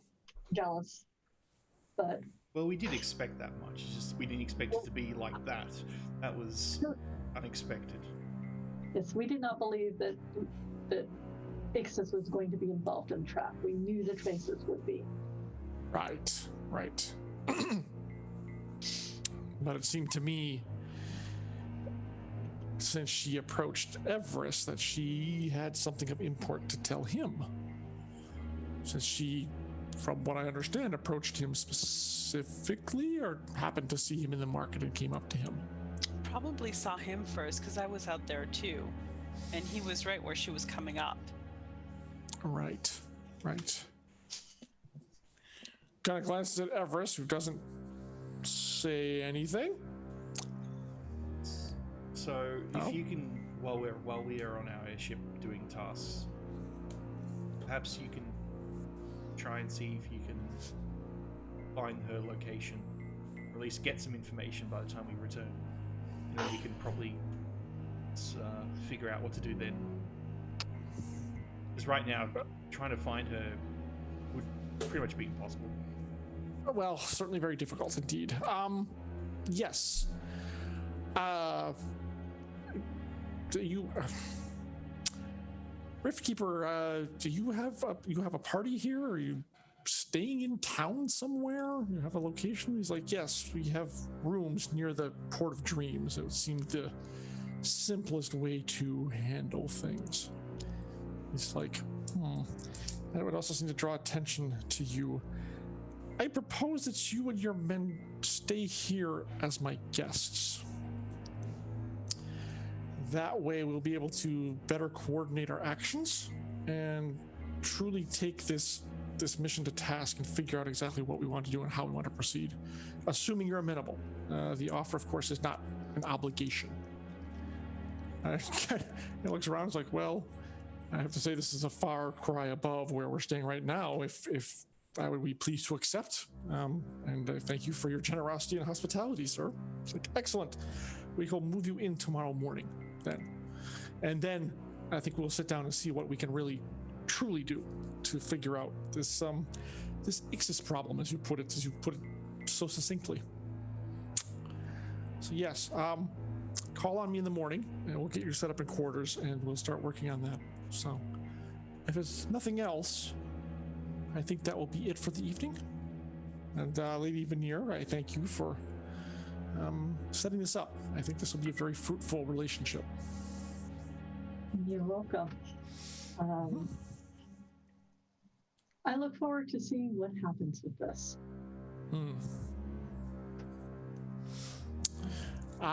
So do I. So, all right, ladies and gentlemen, I still have some other matters to attend to this evening, so if there's nothing else, we'll call it a night. Okay. Very well. Anyone? Bueller? Okay. Good. We'll be returning back to the Veneer residence. Yep. Are we bringing the Riftkeeper with us, or? He says I actually should probably head back to my people to prepare them for the move tomorrow. So. Can I have a quick word with you, Riftkeeper? If you don't mind. Of course. He's like, he kind of looks at the group like in private? It doesn't matter. Okay, sure. I am at your disposal. What did you wish to talk about? I just want you to keep this in mind. You asked me earlier if I was from Adriel because I didn't want to take on Ixis, and I wanted to leave. You attacked Ixis. You planned to attack her in the Red Market, where a lot of people were already just shopping and going about their days, where shopkeepers were staying, because you weren't worried about what you would probably assume to be collateral damage. I'm worried about that collateral damage, and that's why we're leaving tomorrow, because I want to take care of some of that before someone who has no voice gets hurt. You have a voice, Maddox has a voice, Ixis has a voice. You all start shouting and everybody else will get drowned out. Believe me, there's a reason I take to the Azure. Just keep in mind that if you are going to take her on while we're out there, there's a lot of people out there who don't have the power to fight back and who just want to go by their lives and live peacefully. You can make a difference. Please keep that in mind. Well, thank you for your words, and I do hear them. That is exactly why I'm here, to protect all those people who cannot protect themselves. You have all seen what Ixis is capable of. You know those people are just playthings to her to be used and discarded and broken, dead, shattered on a whim. For her, it is easy as breathing. So I hear your words, and it is my hope that the Red Market was chosen for a specific reason. A, because we had intelligence that stated she was going to be there, and B, it was free of other Adriel entanglements, which would ideally going to make the job easier. Now, of course, one we did not expect was you all, but I think it was a fortuitous meeting anyways. There were good political reasons and strategic reasons. Mm-hmm.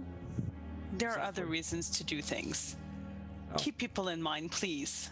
I prefer to execute my missions with the minimal loss of life and property, but certain criminals need to be brought to justice. I mean, I'm not going to raise a neighborhood, but if there's collateral damage, it will be dealt with. I will try to keep it to a minimum. That's all I can say. All right. Thank you for listening. I'm glad we had this conversation. And I hope your mission is as successful as I hope to be in mine. Same here. I'm sure ours will go great. I hope yours is. And if you do want me to bring something to Summit again, don't hesitate. You have my word that I will do my best to get it there in one piece. I think there will be a packet for you up on the morning. So the servant will deliver it. And I thank you for the opportunity. Adriel has no real mail system. So on that note, everyone, Captain, I will bid you good evening. And he does the rift thing and zoop, it's gone. You know, I have nightmares about that. And I think that is where we're going to stop for the evening. So that is a good break point for us tonight. Excellent stuff. Plotting and planning, and yes, so far I think that is going to be the last meeting, Saad, just to put your mind at ease.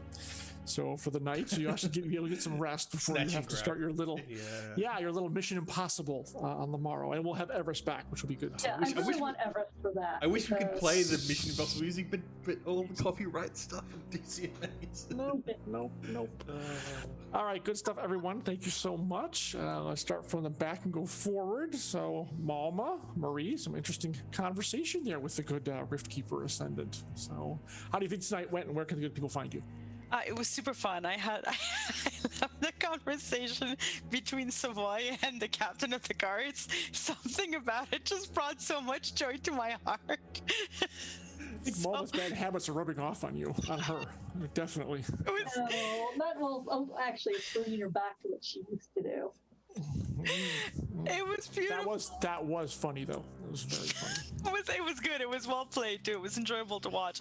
But the whole session was just a lot of fun. Laureate trying not to punch her mom, and yeah, it was just good. So, and you did a great Everest, by the way. Thank you for that. Thank you. Yeah, that was actually a lot of fun. So I hope he thinks I did him justice. So yeah, that was I think good. so. Good. It felt in character. You responded the way I'd expected. I would expect Everest to respond. So. Good. Excellent. All right, where can people find you? We're all locked down and everything, so it's not like there's conventions, but anything you have coming up soon? Nothing. No, not really. You can find me online on Facebook, on Twitter, Marie Bilodeau. I have a website, an ill-attended to blog, and I'm active on social media. Though, come hang out. Let's have fun. There you go. And of course, here on normally every second and fourth Monday when we play Emberwind. Yes, absolutely. All right, thank you. Wonderful as always. Yes, so Saad, you didn't punch your mom, so yeah, I'd have to thank Laura. I'd have to thank help from your friends. Yeah, yep. I'd have to thank Savoy for kind of holding me back there. How do you think the session went, and where can people find you as well? Yeah, I just have to say that discussion with the captain of the guard was probably the best discussion. It's been a while. That was the high point of my evening. Yeah, that was hilarious. Great. But restraining. Laura nearly broke at the start of the conversation, but then she knows that she's got to kind of hold it in. It's very hard for her. So that was a test for her, and she seemed to have passed it, sort of. Seemed to pass it, sort of. Yes, yeah, exactly. That's exactly probably the best right. way to describe it. Yeah, it's going to be a fun. And little- hopefully didn't sprain Savoy's wrist in doing so. Yeah. Either. So, yeah, that was good. So That's right. yeah, it's going to be an waiting for interesting snatch and grab. Yes, I was waiting for you to say something to your mother. I was thought you like, were should straight. I mean, like, is she gonna scream it out? Oh, Savoy's kind of holding it back. Remember the agreement. Just trying to remember it. Well Oh. done. No, yeah. no, it's not the red market. It's just Yep. Well, I did Yep. pipe up. Laura did pipe up a couple of times, but she didn't. It wasn't like to yell at her. It was more like, see there, Mum. See there. Go look there. Shut up. Oh, yes. Besides, when you're not playing Emberwind, Oh yes, Where can so the good you'll see people me find you, sir? twitch.tv/SoftUnscore is going to be there streaming randomly, but haven't streamed in a while because of all the COVID stuff. Having extra work is not fun. But you also see me here this Saturday for the finale Yes, oh my of God, Curse of the Strahd. ultimate Hopefully, if end everything of the Curse of goes, Strahd, if all yes. goes well. oh, is it finally gonna finish? Yeah, because Hopefully, we had to yep. postpone it because a few people weren't feeling well, so... And We really want the whole party someone was there, busy, yeah. I think someone had like something come up at this moment. If But, we're gonna even pull this off, we're gonna need. I Yeah. figured out how to watch God. Twitch on my TV specifically for IAB. Nice. Yeah, it's been Nice. great. Thank you. Yeah, I've been seeing you sneak in and say hi, and you've been enjoying it. So, yeah, see us here on Saturday, and then next week, this time, I'll be doing the next episode of Grumbler's Guide to the Temple of Elemental Evil. I'm slowly getting through that. We're finally in the actual Temple of Elemental Evil, and Oh, you made it. You're Yes, in the it took- temple. took like it took about like 5-6 sessions and multiple deaths to reload because that game is hard. And yeah, I think that's So it. it'll be Yeah. a cakewalk from here on out, Oh, right? yeah. That's, no Definitely problem. a cakewalk. Sure. No problem. All right. Well, thank you, sir. Thank you for doing all the AD work to keep this up and running. Really appreciate it. Last but not least, oh, Jen, just thought you could wrap the captain around your little finger, didn't you? Oh, you know, he almost said yes. He almost did, but then he thought better of it. And you remembered, well, my entire career would hinge on this, so I think you felt honorable to point out a few possible flaws with your plan if it goes awry. So Yes, that was. But now I'm like, we could use the carriage to drop the rope down and pull the people up. Because that's 8 feet tall. It's true.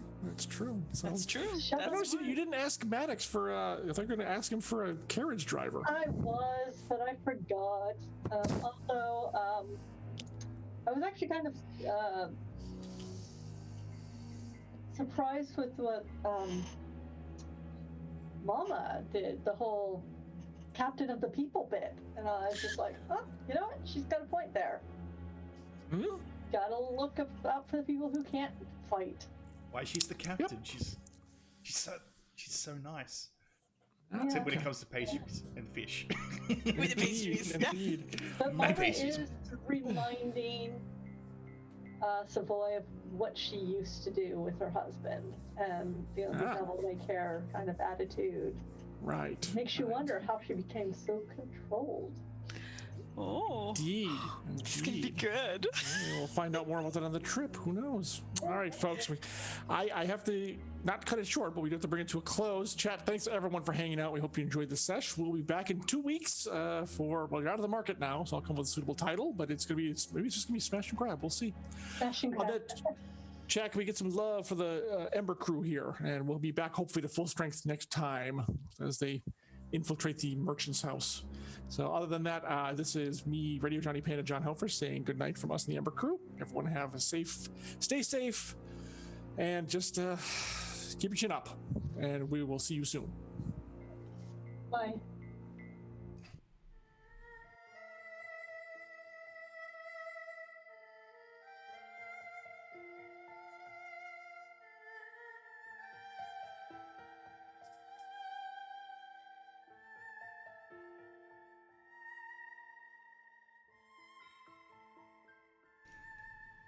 Alrighty, thank you everyone for dropping by and watching. I hope you enjoyed it. It's starting to get interesting now. We're finally, guys, we're going to finally leave Adriel after we do this snatch and grab. Cross fingers. Think about it. You think the IAB crew have a long time in Kresk and Valaki and I forgot the other one. Yeah, Valaki, yeah, and Barovia. I think we stayed a long time in those towns. We've been, was it now 36 sessions in the starting town of Axia, of Adriel, sorry, in Axia. It's been crazy. All right, so yeah, as I said earlier, all the schedule stuff. If you want to see Arv's calendar, go to arvandlearner.com. You can see his calendar there. There's various other things. I think there's like Genesis and stuff on this week and next, I believe. I can pop it up just quickly. So what do you got? Yeah. So we've got like Adventures of Middle Earth tomorrow, Pen and Pixels over on Dog Channel with Arv, and our vocalist Paper Mario. Community D&D on the Wednesday, and then Friday we've got SP Genesis and IAB on Saturday. And yeah, good luck to all the groups that are coming up. There's a lot of stuff happening on this channel. Alright, so we're going to host someone, and I think we're going to go over to No Quarter. I think he just started up. Let me just double check. No Quarter. I believe he's just started up. He's playing some Hades, so perfect. We're going to give him a big host. You know, all the Arv raid stuff. The Arvlords have landed, followed by the Twitch raid emote or whatever emote you want, or you can just spam emotes. You know, just have fun. It's a nice, friendly raid. And yeah, guys, thank you all for watching. I hope you enjoyed it, and see you guys for next time, next episode. And is the raid going? Wait, did the raid work? It didn't what? Oh, it didn't show up the thing. Hold on. If it's gonna raid, then it hasn't raided. All right, there we go. Now I can click the raid now, guys. Thank you for watching. See you guys. Bye.